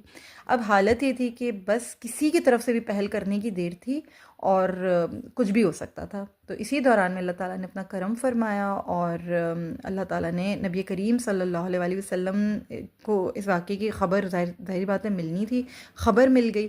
صحیح بخاری کے مطابق جھگڑے کا سبب یہ بیان ہوتا ہے کہ ایک مہاجر نے انصاری کو جو ہے وہ لات ماری، انصاری کو غصہ آ گیا، اس نے فوراً آواز لگائی، بنو انصار جمع ہو گئے، مدد کے لیے آ گئے۔ یہ دیکھ کر مہاجرین نے بھی پکار لگائی اور مہاجرین اکٹھے ہو گئے۔ شیطان نے بہرحال اپنا کرتب دکھایا، انہیں ایک دوسرے کے خلاف بھڑکایا اور پرانے جاہلانہ تعصب میں دوبارہ مبتلا کرنے کی کوشش کی۔ چھوٹی سی بات پر فتنہ بن گیا اور یہ ایک غیر یقینی صورتحال تھی۔ کوئی تصور بھی نہیں کر سکتا تھا کہ انصار و مہاجرین یوں ایک دوسرے کے خلاف سفارہ ہو جائیں گے۔ یہ تو دونوں بھائی اور اتنی محبت کرنے والے، اتنی چاہت ایک دوسرے کے لیے دل میں رکھنے والے، ایک دوسرے پر جان نثار کر دینے والے بھائیوں جیسا ان کا آپس میں معاملہ تھا، لیکن اس چھوٹی سی غلط فہمی نے ایک دم سے اتنی خراب فضا پیدا کر دی اور یقیناً شیطان کا ہی کام تھا، اس نے ہی بھڑکایا تھا اور پرانا جاہلانہ تعصب جو تھا دوبارہ اس کو جو ہے اجاگر کیا تھا۔ نبی کریم صلی اللہ علیہ وسلم کو جو ہی اس واقعی کی خبر ملی تو آپ صلی اللہ علیہ وسلم نے فوراً وہاں صلی اللہ علیہ وسلم تشریف لے گئے، ان سے جواب طلب کیا۔ فرمایا کہ تم دور جاہلیت کی یہ کیسی پکار ہے، یعنی آپ صلی اللہ علیہ وسلم نے فرمایا کہ دور جاہلیت کی یہ پکار کیسی ہے۔ صورتحال بتائی گئی، بتایا گیا کہ نبی کریم صلی اللہ علیہ وسلم کو صورتحال سے آگاہ کیا گیا تو آپ صلی اللہ علیہ وسلم نے فرمایا کہ ایسی باتیں چھوڑ دو، یہ بہت گندی اور متعفن باتیں، اور صحیح مسلم کی ایک روایت میں ہے کہ آپ صلی اللہ علیہ وسلم نے فرمایا کوئی بڑی بات نہیں، آدمی کو اپنے بھائی کی مدد کرنی چاہیے، چاہے وہ ظالم ہو یا مظلوم، اگر وہ ظالم ہو تو اسے ظلم سے روکے، یہی اس کی مدد ہے، اگر مظلوم ہو تو اس کی مدد کرے۔ اس طرح آپ صلی اللہ علیہ وسلم کی بر وقت مداخلت سے معاملہ رفع دفع ہو گیا اور فریقین جو تھے وہ آپس میں ٹھنڈے پڑ گئے۔ اور یہ جو آپ صلی اللہ علیہ وسلم کے واضح فرامین ہے نا، ان سے آپ نے یہ جو گروہی نسبت تھی اور اس سے پکار لگانے والے جو تھے ان پر سخت ناگواری کا اظہار فرمایا، کیونکہ اس سے تعصب کا اظہار ہوتا ہے۔ تعصب تو دور جاہلیت کی پیداوار ہے، اس کی یادگار ہے۔ بھلا اسلام کی ایسی باتوں کے ساتھ اور ایسی جاہلانہ باتوں کی اجازت تو اسلام نہیں دے سکتا، کوئی تعلق ہی نہیں اسلام کا۔ آپ صلی اللہ علیہ وسلم نے امت کو خاص طور پر تعلیم دی ہے کہ ایک دوسرے کی مدد نیکی اور تقوی کی بنیاد پر تو کی جا سکتی ہے، لیکن علاقے، مذہب، گروہ، خاندان، رنگ و نسل، ان کی بنیادوں پر نہیں کی جا سکتی ہے۔ یہ جو تعصب ہمارے خاص طور پہ ہمارے وطن عزیز میں رائج ہے کہ ہمارا قبیلہ، ہماری برادری، اور یہ جو ایک جرگہ سسٹم ہے، کیسے کیسے ظلم ہو رہے ہیں۔ استغفر اللہ العظیم، نیوز سن کر جو کرنٹ نیوز ہے وہ دیکھ کر کلیجہ باہر آتا ہے، منہ کو آتا ہے کہ اتنا تعصب صرف قبائلی عصبیت کی بنیاد پر، صرف نسل کی بنیاد پر، صرف گروہی جماعتوں کی بنیاد پر، اتنے جھگڑے، اتنے فساد، اتنا خون، اتنی خون ریزی، عجیب قسم کے حالات ہیں۔ وہ سب کچھ دور جاہلیت کی ہی پیداوار تھیں۔ یہ سارے تعصب دور جاہلیت کی یادگار ہیں۔ ہمیں جائزہ لینا چاہیے بحیثیت امت، بحیثیت مسلمان، کہ ہم کہاں کھڑے ہیں۔ اللہ ہم سب کو سمجھنے کی توفیق عطا فرمائے۔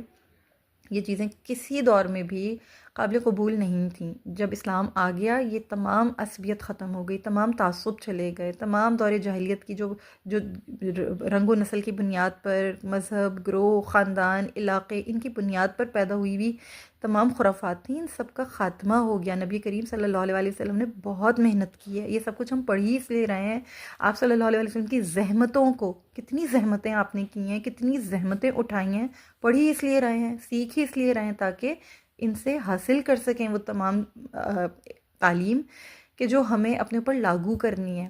اسی لیے تو یہ علم حاصل کر رہے ہیں کہ ہم اپنی اصلاح کر سکیں، اپنے ارد گرد معاشرے کی اصلاح کر سکیں۔ کوئی ایک بھی اگر اسے سیکھ کر اپنی اصلاح کر لے تو اللہ کا بہت بڑا احسان ہے، اللہ کا بہت بڑا کرم ہے۔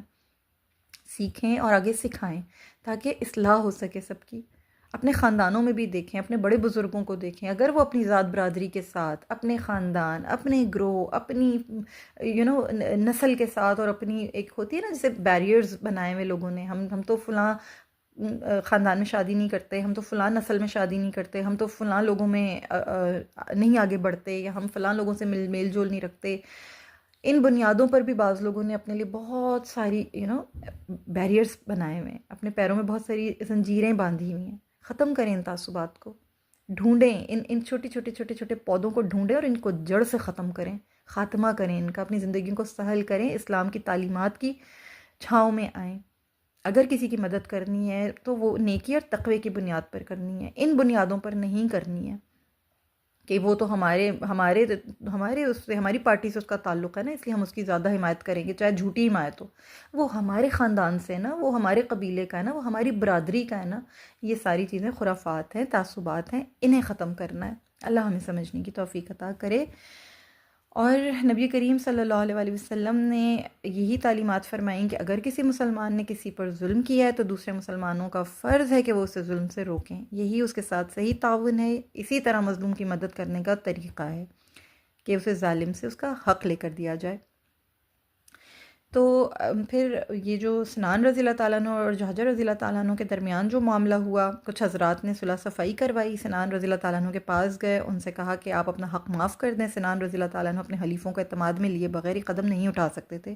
انہوں نے اپنے حلیفوں سے بات چیت کی تو وہ نہ مانے۔ انہوں نے کہا کہ تم صرف اسی صورت میں جہاجہ رضی اللہ تعالیٰ عنہ کو معاف کرنا جب رسول اللہ صلی اللہ علیہ وسلم تمہیں ایسا کرنے کا حکم دیں، بصورت دیگر تم جہاجہ سے بدلا لو۔ مہاجر صحابہ نے یہ صورتحال دیکھی تو وہ خود سنان رضی اللہ تعالیٰ عنہ کے حلیفوں کی خدمت میں گئے، ان سے مذاکرات کی اور انہیں صلح پر آمادہ کیا، رضامند کیا۔ چنانچہ سنان رضی اللہ تعالیٰ عنہ نے اپنے حلیفوں کے کہنے پر جہاجہ رضی اللہ تعالیٰ عنہ کو معاف کر دیا۔ یوں جو یہ رئیس المنافقین کے ناپاک ارادے تھے یہ خاک میں ملے، وہ مشتعل ہو گیا، یعنی عبداللہ بن ابی مشتعل ہو گیا، اس کو بہت غصہ آیا، وہ پہلے ہی ایسے موقعوں کی طاق میں رہتا تھا، بھلا وہ اس واقعے کو اتنی آسانی سے کیسے نظر انداز کر سکتا تھا۔ چھوٹی چھوٹی باتوں کو چھالنا، فساد پھیلانا اس کا مقصد زندگی تھا۔ ہر چند انصار و مہاجرین کی صلح ہو چکی تھی، آپس میں معاملہ رفع دفع ہو چکا تھا، لیکن عبداللہ بن ابی دوبارہ فتنہ فساد کا بازار گرم کرنا چاہتا تھا۔ وہ اپنے 10 منافق لوگوں کے ساتھ بیٹھا ہوا تھا، اس کے چیلے چمٹے جو تھے وہ اس کے ساتھ بیٹھے ہوئے تھے۔ ان میں سے کچھ جو تھے وہ اس کی باتوں کے ساتھ اتفاق بھی کر رہے تھے اور اس کی باتوں سے ہاں میں ہاں بھی بلا رہے تھے۔ سیدنا زید بن ارقم رضی اللہ تعالیٰ عنہ بھی وہاں موجود تھے، وہ بھی نوعمر تھے، چھوٹے تھے۔ عبداللہ بن ابی کے دل میں نبی کریم صلی اللہ علیہ وسلم سے حسد و اناد کی جو آگ تھی نا، وہ بھڑک رہی تھی۔ اس نے اس کا مظاہرہ اس موقع پر کیا، اس نے مہاجر مسلمانوں کے خلاف خوب زہر اگلا۔ اس نے کہا، اللہ کی قسم میں نے آج جیسی ذلت اور رسوائی کبھی نہیں دیکھی، واللہ مجھے تو شروع سے یہ معاملہ پسند نہیں تھا، لیکن میری قوم لیکن میری قوم مجھ پر غالب آ گئی۔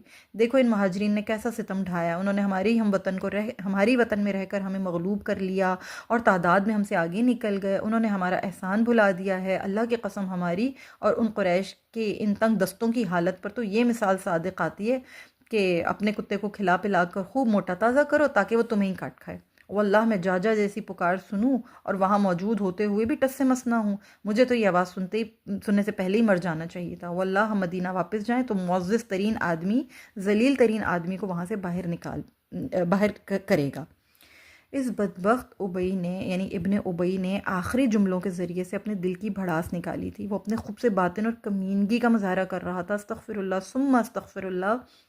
اس نے اپنے لوگوں کو معزز اور مہاجر مسلمانوں کو ذلیل قرار دیا۔ وہ دراصل مہاجرین و انصار کو لڑانا اور مہاجرین کو مدینہ سے نکلوانا چاہتا تھا۔ اس نے انہی باتوں پر بس نہیں کی، بلکہ وہ اپنے ارد گرد جتنے موجود لوگ تھے نا، ان لوگوں کو بھی مہاجرین کے خلاف بھڑکاتے ہوئے بولا کہ جو کچھ بھی ہوا اس کے ذمہ دار قصوروار تم خود ہی ہو، تم لوگ خود ہو، اور تم لوگوں نے اپنے شہر میں انہیں بسایا، اپنا مال بھی انہی میں بانٹ دیا، یہاں تک کہ وہ مالدار ہو گئے۔ واللہ جو کچھ تمہارے پاس ہے وہ انہیں دینا بند کر دو تو یہ خود بخود تمہارا شہر چھوڑ کر چلے جائیں گے۔ یہ لوگ تمہارے احسانات پر بھی خوش نہیں ہوئے، یہاں تک کہ تم نے خود اپنی جانوں کو موت کا نشانہ بنا لیا۔ تم یعنی اس کا اشارہ محمد صلی اللہ علیہ وسلم کی طرف تھا کہ تم ان کے دفاع میں لڑے، تم نے اپنے بچے یتیم قرار ڈالے، تمہاری تعداد گھٹ گئی اور یہ لوگ بڑھ گئے۔ عبداللہ بن ابی کی ان اشتعال انگیز باتوں کا مقصد نا انصار کو قبائلی غیرت دلانا تھا، جاہلانہ عصبیت میں مبتلا کرنا تھا اور انہیں مہاجرین سے لڑانا تھا، جو عین شیطان نے کیا تھا اس وقت، اس مریسی کے مقام پر، وہ چشمے پہ جو واقع ہوا تھا۔ یہ بھی وہی کام ریپیٹ کر رہا تھا، یہ وہی شیطانی کردار کی تکرار کر رہا تھا تاکہ مہاجرین مدینہ سے نکلنے پر مجبور ہو جائیں۔ ابن ابی کا خیال تھا کہ وہ انصار کو مہاجرین کے خلاف برسر پیکار کر دے گا تو مہاجرین کے بے دخل ہو جانے کا راستہ کھل جائے گا، اس طرح اس کے ریاست مدینہ کا جو بادشاہ بننے کا ارمان تھا وہ پورا ہو جائے گا۔ اب یہ ساری فتنہ انگیز باتیں جو تھیں، یہ اپنے خاص آدمیوں کی انجمن میں بیٹھ کے، ان کی محفل میں بیٹھ کے یہ کر رہا تھا، پوری طرح مطمئن تھا کہ اس کی باتیں صیغہ راز میں رہیں گی، رسول اللہ صلی اللہ علیہ وسلم تک نہیں پہنچیں گی۔ اس کے وہم و گمان میں بھی نہیں تھا کہ یہاں ایک ایسا نوعمر لڑکا بھی موجود ہے جس کے دل میں نبی کریم صلی اللہ علیہ وسلم کی محبت کوٹ کوٹ کر بھری ہوئی ہے، اور یہ ساری باتیں آپ صلی اللہ علیہ وسلم تک وہ پہنچا دے گا۔ یہ نوعمر صحابی سیدنا زید بن ارقم رضی اللہ تعالیٰ عنہ تھے۔ وہ ابن ابی کی زہر آلود باتیں برداشت نہیں کر سکے۔ انہوں نے ابن ابی کو سختی سے جھڑک دیا اور فرمایا، اللہ کی قسم تو ہی ذلیل ہے، تو ہی کمتر ہے اور اپنی قوم کا بدترین آدمی ہے۔ محمد صلی اللہ علیہ وسلم کو تو اللہ تعالیٰ نے عزت عطا فرمائی ہے، تمام مسلمانوں کی محبت اور ہمدردیاں ان کے ساتھ ہیں۔ اللہ کی قسم تیری خرافات سن کر مجھے تجھ سے شدید نفرت ہو گئی ہے، اب میں تجھ سے ہمیشہ متنفر رہوں گا۔ جب ابن ابی نے زید رضی اللہ تعالیٰ عنہ کی یہ باتیں سنی تو وہ چونک پڑا۔ اسے اب یہ خطرہ لاحق ہوا کہ یہ زید نے میری باتیں جو سن لی ہیں یہ نبی کریم صلی اللہ علیہ وسلم کو بتا دے گا۔ اس نے فوراً پلٹا کھایا، فوراً اس نے اپنا پینترا بدلا۔ وہ زید رضی اللہ تعالیٰ عنہ کو اطمینان دلانے کی ناکام کوششیں کرتے ہوئے بولا کہ نہیں خاموش ہو جاؤ، میں تو صرف ہنسی مذاق اور کھیل تماشے کی باتیں کر رہا تھا۔ زید رضی اللہ تعالیٰ عنہ اچھی طرح سمجھ چکے تھے کہ یہ شخص مجھے دھوکہ دینے کی کوشش کر رہا ہے، جبکہ حقیقت جو ہے وہ یہی ہے کہ یہ شخص جو ہے رسالت میں آپ صلی اللہ علیہ وسلم اور مسلمانوں کا بدترین دشمن ہے۔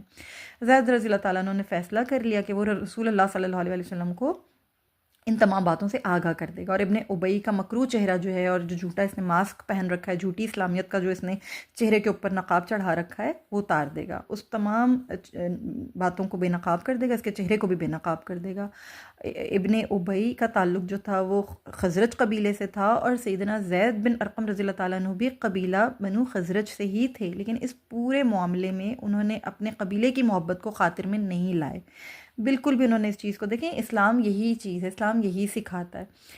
انہیں اس بات کی کوئی فکر نہیں تھی کہ ابن ابی کا اصلی چہرہ دکھانے سے ہمارے قبیلے کی بدنامی ہو سکتی ہے، یا کوئی اور مسئلہ کھڑا ہو سکتا ہے، یا ایک جو محبت اور ایک جو قبائلی غیرت اور عصبیت اور یہ ساری چیزیں، ان کے دل میں اس چیز نے ذرا برابر بھی کوئی جگہ نہیں بنائی۔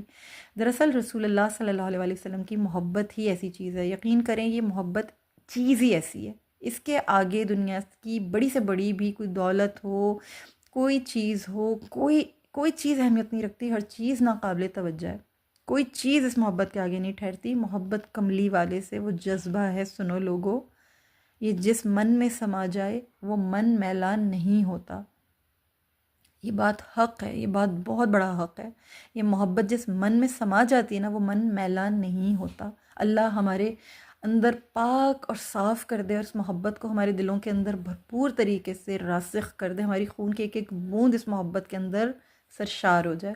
اللہ تعالیٰ ہماری طبیعتوں کے اندر نا اس محبت کو اس طرح اتار دے، جس طرح ہماری سانس چل رہی ہے اس طرح یہ محبت ہمارے ساتھ ساتھ چلے، ہر موقع پر آخری سانس تک یہ محبت ہمارے اندر رہے، اور اس کے اوپر کوئی چیز غالب نہیں آتی۔ جب یہ سما جاتی ہے نا، پھر کوئی اور چیز غالب نہیں آ سکتی۔ یہی ہوا حضرت زید بن ارقم رضی اللہ تعالیٰ عنہ کے ساتھ۔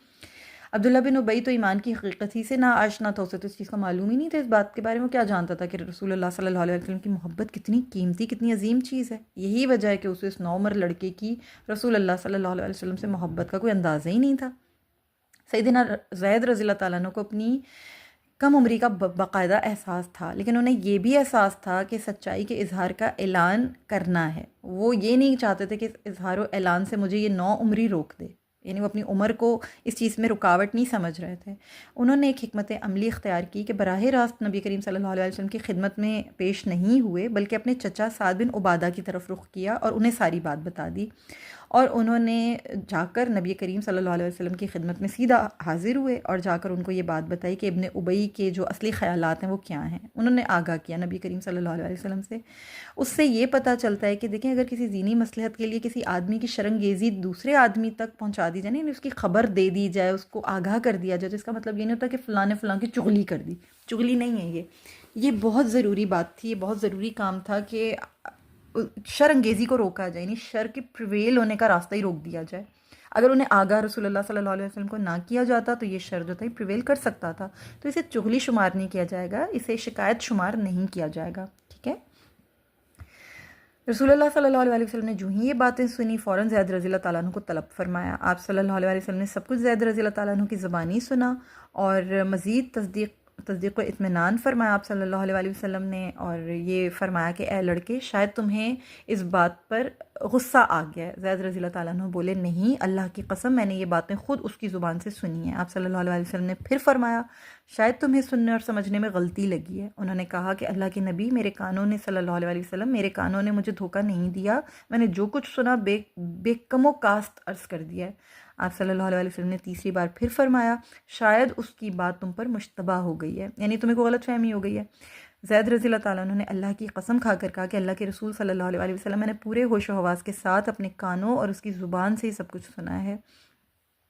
عبداللہ بن ابی کی شرنگیز اور گستاخانہ باتیں سن کر سیدنا عمر رضی اللہ تعالیٰ عنہ سے رہا نہیں گیا، وہ ایک دم کھڑے ہوئے، انہوں نے رسول اللہ صلی اللہ علیہ وسلم کی خدمت میں عرض کی کہ اللہ کے رسول، مجھے اس منافق کی گردن اڑانے کی اجازت دے دیجیے۔ آپ صلی اللہ علیہ وسلم نے انہیں روک دیا اور فرمایا، اسے کچھ نہ کہو، لوگ کہیں گے کہ محمد صلی اللہ علیہ وسلم اپنے ساتھیوں کو قتل کرتے ہیں۔ تو یہ خبر جو تھی آپ صلی اللہ علیہ وسلم تک پہنچ چکی تھی، اور آپ صلی اللہ علیہ وسلم جو ہیں، ظاہر سی بات ہے کہ اس پورے واقعے سے آپ باخبر تھے۔ آپ ایسے وقت جو ہے کوچ کا اعلان آپ صلی اللہ علیہ وسلم نے ایسے وقت میں کوچ کا اعلان کرنے کا حکم دیا جس میں کوچ کرنا آپ کے معمول مبارک کے خلاف تھا، یعنی نبی کریم صلی اللہ علیہ وسلم جو تھے نا، اصل میں واقعہ یوں ہے کہ نبی کریم صلی اللہ علیہ وسلم چاہتے یہ تھے کہ لوگ جو ہیں وہ اب اس پروپیگنڈا میں نہیں آئیں، یعنی لوگوں کو ساتھ بیٹھنے کا زیادہ وقت ہی نہیں دینا چاہتے تھے آپ صلی اللہ علیہ وسلم۔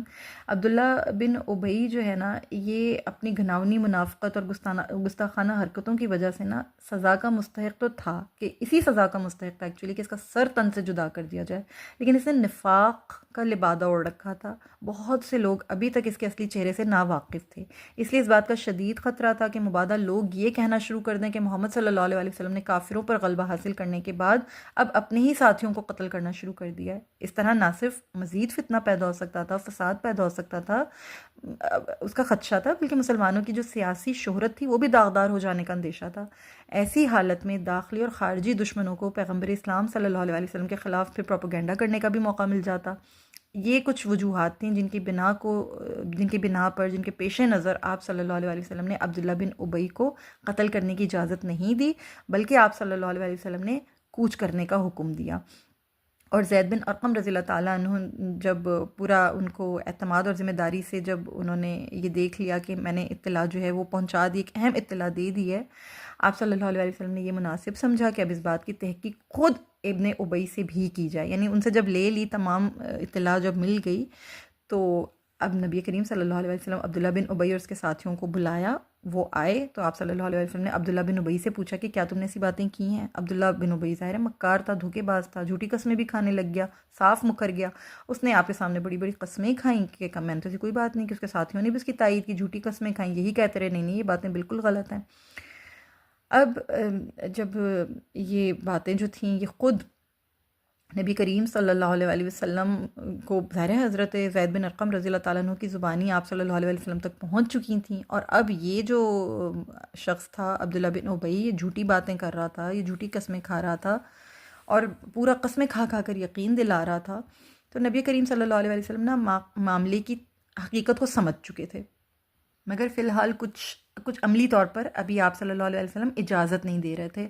انصار کے کچھ لوگ جو تھے انہوں نے عبداللہ بن ابی کو یہ صلاح بھی دی کہ تم جا کر نبی کریم صلی اللہ علیہ وسلم کی خدمت میں حاضر ہو جاؤ، اپنی خطا کا اعتراف کر لو تاکہ وہ تمہارے لیے دعائے مغفرت فرمائیں، اور یعنی خبردار اس بات سے مکرنا نہیں ورنہ تمہاری تکذیب میں وہی نازل ہو جائے گی۔ اور جو اس کو جو عبداللہ بن ابی کو جو مشورہ دینے والے شخص تھے وہ اوس بن خولی رضی اللہ تعالیٰ عنہ تھے، وہ مشورہ بھی دے رہے تھے عبداللہ بن ابی کو کہ جا کر ان باتوں کو تسلیم کر لو، معافی مانگ لو، استغفار کی دعا کے لیے کہو کہ میرے لیے دعائے مغفرت کر دیں، اگر تم نے یہ باتیں نہیں کی تب بھی نبی کریم صلی اللہ علیہ وسلم کی خدمت میں پہنچو، معذرت کرو اور قسم کھا کر یقین دہانی کراؤ کہ اگر میں نے ایسی کوئی بات نہیں کی ہے تو رسول اللہ صلی اللہ علیہ وسلم اب پھر بھی اللہ تعالیٰ سے میرے لیے دعائے مغفرت کریں۔ اوس رضی اللہ تعالیٰ عنہ اسے نہایت خوبصورت انداز میں سمجھا رہے تھے، اس کے سامنے نہایت مناسب حل بھی پیش کر رہے تھے۔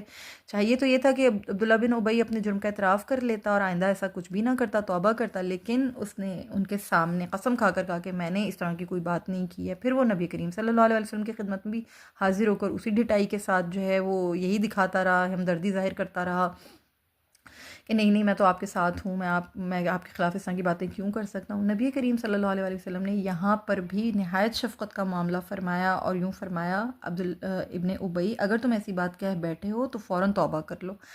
عبداللہ بن ابی مکار آدمی تھا، کسی بات کو اہمیت نہیں دی نبی کریم صلی اللہ علیہ وسلم کی، کسی چیز کو اس نے خاطر میں نہیں لایا، اور حسب سابق جھوٹی قسمیں کھا کے اور یہ سب کچھ کر کے اس نے، کیونکہ اپنی قوم کا سردار تھا، اس کو ایک نشہ تھا کہ میں نے اگر میں اس بات کو تو تسلیم کر لوں گا، لوگ تو مجھے سچا سمجھتے ہیں، اگر میں یہ کہوں گا تو لوگ میرے بارے میں برا گمان رکھیں گے۔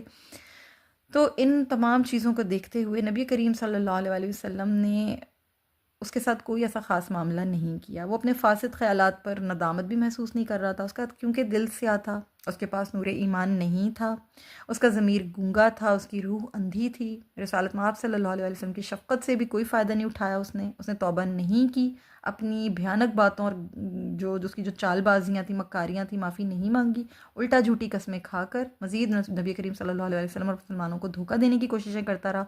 نتیجہ یہ نکلا کہ اللہ تعالیٰ نے اس کے مقدر پر ذلت و رسوائی کی مہر لگا دی۔ زید بن ارقم کو بہت افسوس ہوا، وہ بہت تکلیف میں تھے جب انہوں نے یہ دیکھا کہ یہ تو قسمیں کھا رہا ہے اور مجھے ہی جھوٹا ثابت کر رہا ہے، تو وہ بہرحال بہت ہی مغموم ہوئے۔ ان کا دل جو تھا وہ لوگوں کی ملامت سے بھی صدمہ محسوس کر رہا، تو اس قدر صدمے میں تھے کہ اپنے گھر میں ہی محصور ہو گئے۔ یاد رکھیے گا کہ یہ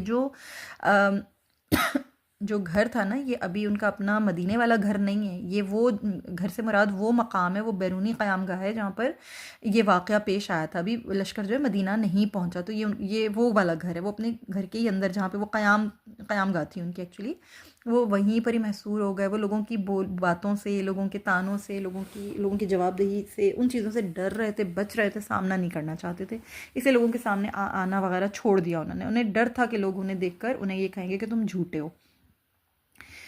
اللہ تعالیٰ نے رسول اللہ صلی اللہ علیہ وسلم کو بے مثال حکمت و بصیرت سے نوازا تھا. آپ کسی صورت یہ نہیں چاہتے تھے کہ ابن ابی کی یہ باتیں لشکر میں پھیلیں، لوگ انہیں اپنا موضوع بنائیں اور ان پر تبصرہ کریں. اس طرح اس فتنے کو اور زیادہ ہوا لگنے کا اندیشہ تھا. چنانچہ آپ صلی اللہ علیہ وسلم نے اسلامی لشکر کو فوراً کوچ کا حکم دیا، جیسا کہ میں نے آپ لوگوں کو بھی پہلے بھی بتایا تھا نا کہ لشکر کو جو کوچ کا حکم دیا گیا. اب یہ دوپہر کا وقت تھا، سورج پوری آب و تاب سے چمک رہا تھا، گرمی بھی بہت زیادہ تھی، بالکل یوں کہہ لیں عروج پہ تھی. رسول اللہ صلی اللہ علیہ وسلم ایسے وقت یوزولی عام طور پر ایسے وقت میں کوچ نہیں کیا کرتے تھے. آپ صلی اللہ علیہ وسلم سب کو آسانی دیا کرتے تھے، سب کی ایز کا خیال رکھتے تھے، لیکن ابن ابی کے برپا کردہ فتنے کو دبانے کے لیے ایسا کرنا ضروری ہو گیا تھا. یہ ایسی زبردست حکمت عملی تھی جو رسول اللہ صلی اللہ علیہ وسلم کے ذہن مبارک میں ہی آ سکتی تھی. لوگ اسلامی لشکر کے خلاف معمول اچانک روانگی پر حیران تھے. لوگ اٹھے اور لوگوں نے جو ہے حیرت کا اظہار کیا. اب نبی کریم صلی اللہ علیہ وسلم کی اس اچانک جو کوچ تھا، اس پہ سب لوگ چلنے کو تیار ہو گئے. رسول اللہ صلی اللہ علیہ وسلم اہل لشکر کو لے کر دن بھر مسلسل چلتے رہے حتیٰ کہ شام ہو گئی، لیکن آپ کا سفر جو تھا وہ رات کو بھی جاری رہا یہاں تک کہ صبح ہو گئی. جب اگلی دن کا بیشتر حصہ بھی گزر گیا اور دھوپ نے ستایا، جب اس قدر لوگ تھک چکے تو تب آپ صلی اللہ علیہ وسلم نے ایک جگہ پڑاؤ ڈالا. اس وقت لوگ اتنا چور چور ہو چکے تھے تھکن سے کہ کسی کی پڑی بھی نہیں تھی، کسی کو کسی سے بات کرنے کا بھی موقع نہیں ملا. جو ہی مجاہدین نے اپنے بستر بچھائے، انہیں نہایت غفلت اور غلبے کی نیند آئی اور سب کے سب اسی وقت سو گئے. رسول اللہ صلی اللہ علیہ وسلم کا منشا مبارک یہی تھا. آپ صلی اللہ علیہ وسلم نے مسلسل سفر اسی لیے کیا تھا تاکہ لوگوں کو عبداللہ بن ابی کی بات پر یہ جو چہمگوئیاں ہیں نا، یہ کرنے کا موقع نہ ملے. یعنی آپ صلی اللہ علیہ وسلم سبحان اللہ العظیم، کیا وزڈم ہے، کیا باریکی ہے، کیا زیرک حکمت عملی، شاندار حکمت عملی ہے، کیا بصیرت ہے، سبحان اللہ العظیم. جتنی تعریف کی جائے اتنی کم. لاکھوں کروڑوں بار درود و سلام آپ صلی اللہ علیہ وسلم پر، آپ صلی اللہ علیہ وسلم کی آل اولاد پر. سبحان اللہ العظیم، اللہ اکبر کبیر. آپ صلی اللہ علیہ وسلم کے اصحاب پر. اور اب یہ جو نبی کریم صلی اللہ علیہ وسلم یہ حکمت عملی اپنائی، لوگوں کو جو ہے وہ لوگ سو گئے، لوگوں کو موقع ہی نہیں دیا. ادھر اللہ رب العزت نے وحی نازل فرما کر آپ صلی اللہ علیہ وسلم پر ساری حقیقت منکشف فرما دی. اب پتہ چل گیا کہ سچا کون ہے اور جھوٹا کون ہے. اس طرح اللہ تعالیٰ نے زید بن ارقم رضی اللہ تعالیٰ عنہ کی دعا کو بھی شرف قبولیت سے نواز دیا. وہ بڑی شدت سے وحی کے منتظر تھے. اب ان کا جو صدمہ تھا وہ خوشی میں تبدیل ہو گیا، ان کی ساری پریشانی ختم ہو گئی. اللہ تعالیٰ نے عبداللہ بن ابی اور دیگر منافقوں کو بے نقاب کرنے اور ان کا گھناؤنا کردار عیاں کرنے کے لیے ایک پوری سورت نازل فرما دی. اس کا نام ہے سورہ منافقون. وہی نازل ہونے کی تفصیل واقدی رحمہ اللہ نے اس طرح بیان کی ہے کہ رسول اللہ صلی اللہ علیہ وسلم مریسی سے روانگی والے دن سفر کر رہے تھے. زید بن ارقم رضی اللہ تعالیٰ عنہ بار بار اپنی سواری آپ صلی اللہ علیہ وسلم کے قریب لے آتے تھے. آپ صلی اللہ علیہ وسلم اپنی سواری بہت تیز چلا رہے تھے. اچانک آپ صلی اللہ علیہ وسلم پر وہی نازل ہونی شروع ہو گئی. زید رضی اللہ تعالیٰ عنہ بیان کرتے ہیں، میں نے دیکھا کہ وہی کی شدت نے آپ صلی اللہ علیہ وسلم کو آ لیا. آپ صلی اللہ علیہ وسلم کی پیشانی مبارک سے پسینہ بہنے لگا. آپ صلی اللہ علیہ وسلم کی سواری کی اگلی دونوں ٹانگیں اس قدر بھاری ہو گئیں کہ وہ اس سے اٹھائی نہیں جا رہی تھیں. مجھے پتہ چل گیا کہ رسول اللہ صلی اللہ علیہ وسلم پر وحی نازل ہو رہی ہے. مجھے امید تھی کہ آپ صلی اللہ علیہ وسلم میری خبر کی تصدیق آپ صلی اللہ علیہ وسلم پر میری خبر کی تصدیق نازل ہو جائے گی. کچھ ہی دیر بعد آپ صلی اللہ علیہ وسلم کی یہ کیفیت دور ہو گئی. آپ صلی اللہ علیہ وسلم نے میرا کان اس طرح پکڑا کہ میں اپنی جگہ سے اٹھ گیا. میں اس وقت اپنی سواری پر تھا. آپ صلی اللہ علیہ وسلم میرا کان آسمان کی طرف اٹھاتے ہوئے فرما رہے تھے، اے لڑکے، تیرے کان نے وفا کی ہے، اللہ تعالیٰ نے تیری بات کی تصدیق فرما دی ہے. سبحان اللہ العظیم، اللہ اکبر کبیرہ، سبحان اللہ العظیم. یہ رسول اللہ صلی اللہ علیہ وسلم کی شفقت اور محبت کا بہت خوبصورت اور بہت منفرد انداز تھا. اندازہ کریں کہ کس طرح نبی کریم صلی اللہ علیہ وسلم کے ریشم ملائم دست مبارک نے زید رضی اللہ تعالیٰ عنہ کے کان کو چھوا ہوگا. اس وقت انہیں کس قدر خوشی محسوس ہو رہی ہوگی، کیا ان کو کیف محسوس ہو رہا ہوگا، کیا کیف حاصل ہو رہا ہوگا جب آپ صلی اللہ علیہ وسلم نے انہیں اپنی بہت پیاری اور شہد سے زیادہ میٹھی زبان سے ان کی سچائی کی بشارت سنائی ہوگی. ان کی خوشی کا عالم کیا ہوگا. سبحان اللہ العظیم. صحیح بخاری کی روایت میں یہ الفاظ ہیں، یہی ہے جس کی کان سنی بات کو اللہ نے سچ قرار دیا. حاذ الذی اوفى اللہ لہ باذنہ. سبحان اللہ العظیم۔ ایک دوسری روایت میں یہ ہے کہ اللہ نے زید رضی اللہ تعالیٰ عنہ کو طلب فرمایا اور ان کے یعنی آپ صلی اللہ علیہ وسلم نے زید رضی اللہ تعالیٰ عنہ کو طلب فرمایا اور ان کے سامنے وہ آیات تلاوت فرمائیں جو اللہ تعالیٰ نے نازل فرمائی تھیں۔ یہ آیات جو سورہ منافقون کی ہیں نا، یعنی سورہ منافقون کی آیات نمبر 1 سے لے کر 8 تک، جس کا ترجمہ یہ ہے کہ اے نبی، جب منافق آپ کے پاس آتے ہیں تو وہ کہتے ہیں، ہم شہادت دیتے ہیں کہ بے شک آپ اللہ کے رسول ہیں، اور اللہ جانتا ہے کہ بے شک آپ اس کے رسول ہیں، اور اللہ شہادت دیتا ہے کہ یقیناً منافق جھوٹے ہیں، انہوں نے اپنی قسموں کو ڈھال بنا لیا ہے، پھر وہ لوگوں کو اللہ کی راہ سے روکتے ہیں، بے شک بہت برا ہے جو وہ عمل کرتے ہیں، یہ اس لیے کہ بے شک وہ ایمان لائے، پھر انہوں نے کفر کیا تو ان کے دلوں پر مہر لگا دی گئی تو وہ سمجھتے ہی نہیں، اور جب آپ انہیں دیکھیں تو آپ کو ان کے جسم اچھے لگتے ہیں، اور اگر وہ کوئی بات کہیں تو آپ ان کی بات پر کان لگائیں، گویا وہ ٹیک لگی لکڑیاں ہیں، وہ ہر اونچی آواز کو سمجھتے ہیں کہ انہی پر بلا آئی ہے، وہی اصل دشمن ہیں، لہٰذا آپ ان سے بچیں، اللہ انہیں ہلاک کرے، وہ کہاں پھرے جاتے ہیں۔ اور جب ان سے کہا جائے آؤ رسول اللہ صلی اللہ علیہ وسلم تمہارے لیے استغفار کریں تو وہ نفی میں سر ہلاتے ہیں، اور آپ انہیں دیکھتے ہیں کہ وہ تکبر کرتے ہوئے رک جاتے ہیں۔ ان کے حق میں برابر ہے کہ آپ ان کے لیے استغفار کریں یا استغفار نہ کریں، اللہ انہیں ہرگز نہیں بخشے گا، بے شک اللہ نافرمان قوم کو ہدایت نہیں دیتا۔ وہی ہیں جو کہتے ہیں کہ تم ان پر خرچ نہ کرو جو رسول اللہ صلی اللہ علیہ وسلم کے پاس ہیں تاکہ وہ بھاگ جائیں، اور اللہ ہی کے ہیں آسمان اور زمین کے خزانے، لیکن منافق سمجھتے نہیں۔ وہ کہتے ہیں البتہ ہم لوٹ کر مدینہ گئے تو معزز ترین لوگ وہاں سے ذلیل ترین لوگوں کو نکال دیں گے، اور عزت اللہ ہی کے لیے ہے اور اس کے رسول کے لیے اور مومنوں کے لیے، لیکن منافق اس حقیقت کو نہیں جانتے۔ یہ آیات، اللہ اکبر کبیرہ، صدق اللہ العظیم، یہ آیات تلاوت کرنے کے بعد آپ صلی اللہ علیہ وسلم نے زید رضی اللہ تعالیٰ عنہ سے فرمایا، زید، اللہ نے تمہاری تصدیق فرما دی ہے، ان اللہ قد صدقک یا زید۔ جامع ترمذی کی روایت میں یہ بیان ہوا ہے کہ سیدنا زید رضی اللہ تعالیٰ عنہ کہتے ہیں، میں سفر میں رسول اللہ صلی اللہ علیہ وسلم کے ساتھ جا رہا تھا، مارے غم کے میرا سر جھکا ہوا تھا، اچانک آپ صلی اللہ علیہ وسلم میرے پاس تشریف لائے، آپ صلی اللہ علیہ وسلم نے میرا کان مسلا اور مسکرا دیے، مجھے اس پر اس قدر خوشی ہوئی کہ اتنی دنیا میں ہمیشہ رہنے پر بھی نہ ہوتی۔ پھر سیدنا ابو بکر صدیق رضی اللہ تعالیٰ عنہ ملے، پوچھنے لگے، رسول اللہ صلی اللہ علیہ وسلم نے تم سے کیا کہا ہے؟ میں نے کہا، آپ صلی اللہ علیہ وسلم نے کہا ہے کہ جو کچھ تو کچھ نہیں، البتہ اتنا ضرور ہوا کہ آپ نے میرا کان، آپ صلی اللہ علیہ وسلم نے کہا تو کچھ نہیں، البتہ اتنا ضرور ہوا کہ آپ نے میرا کان مسلا اور پھر میرے روبرو مسکرا دیے۔ ابو بکر صدیق رضی اللہ تعالیٰ عنہ بولے، بس اب تم خوش ہو جاؤ۔ اس کے بعد دیگر صحابہ کرام نے بھی رسول اللہ صلی اللہ علیہ وسلم کی جو سورہ منافقون کی تلاوت فرمائی، صبح ہوئی تو نبی کریم صلی اللہ علیہ وسلم نے سورہ منافقون کی تلاوت فرمائی، اور دیگر صحابہ کرام نے بھی زید رضی اللہ تعالیٰ عنہ کو یعنی سچا سمجھا اور مبارکباد دی، خوشی کی، ان کو بشارت دی۔ سبحان اللہ العظیم، اللہ اکبر کبیرہ۔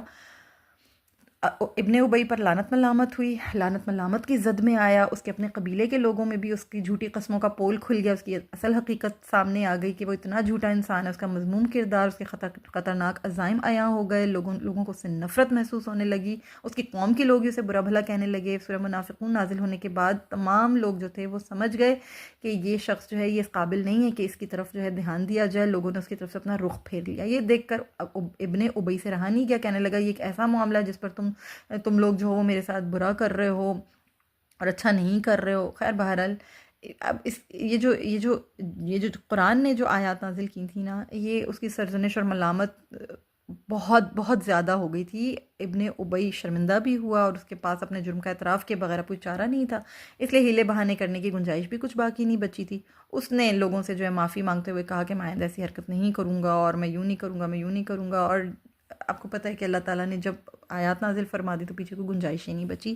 تو یہ ایک واقعہ ہوا تھا، انشاءاللہ تعالیٰ اس سے مزید آگے ایک اور معاملہ بھی اسی عبداللہ بن ابی اور انہی منافقین کی وجہ سے جو ہے ہوا ہے۔ میں انشاءاللہ تعالیٰ اگلی دفعہ وہ جو سیدہ عائشہ صدیقہ رضی اللہ تعالیٰ عنہ کا واقعہ افک ہے جو اسی غزوہ سے متصل ہے، انشاءاللہ میں وہ بھی آپ لوگوں کے سامنے رکھوں گی۔ آج ہم نے جتنا سیکھا ہے، جتنا سمجھا، اللہ تعالیٰ ہمیں سمجھنے کی توفیق عطا کرے، اور اللہ پاک اس پر ہمیں عمل کرنے کی توفیق عطا فرمائے۔ ہم سے کوئی غلطی ہو اللہ تعالیٰ سے درگزر فرمائے، اور یہ پڑھنا سیکھنا ہم سے قبول فرمائے، آمین یا رب العالمین۔ اجازت دیجیے، السلام علیکم ورحمۃ اللہ وبرکاتہ۔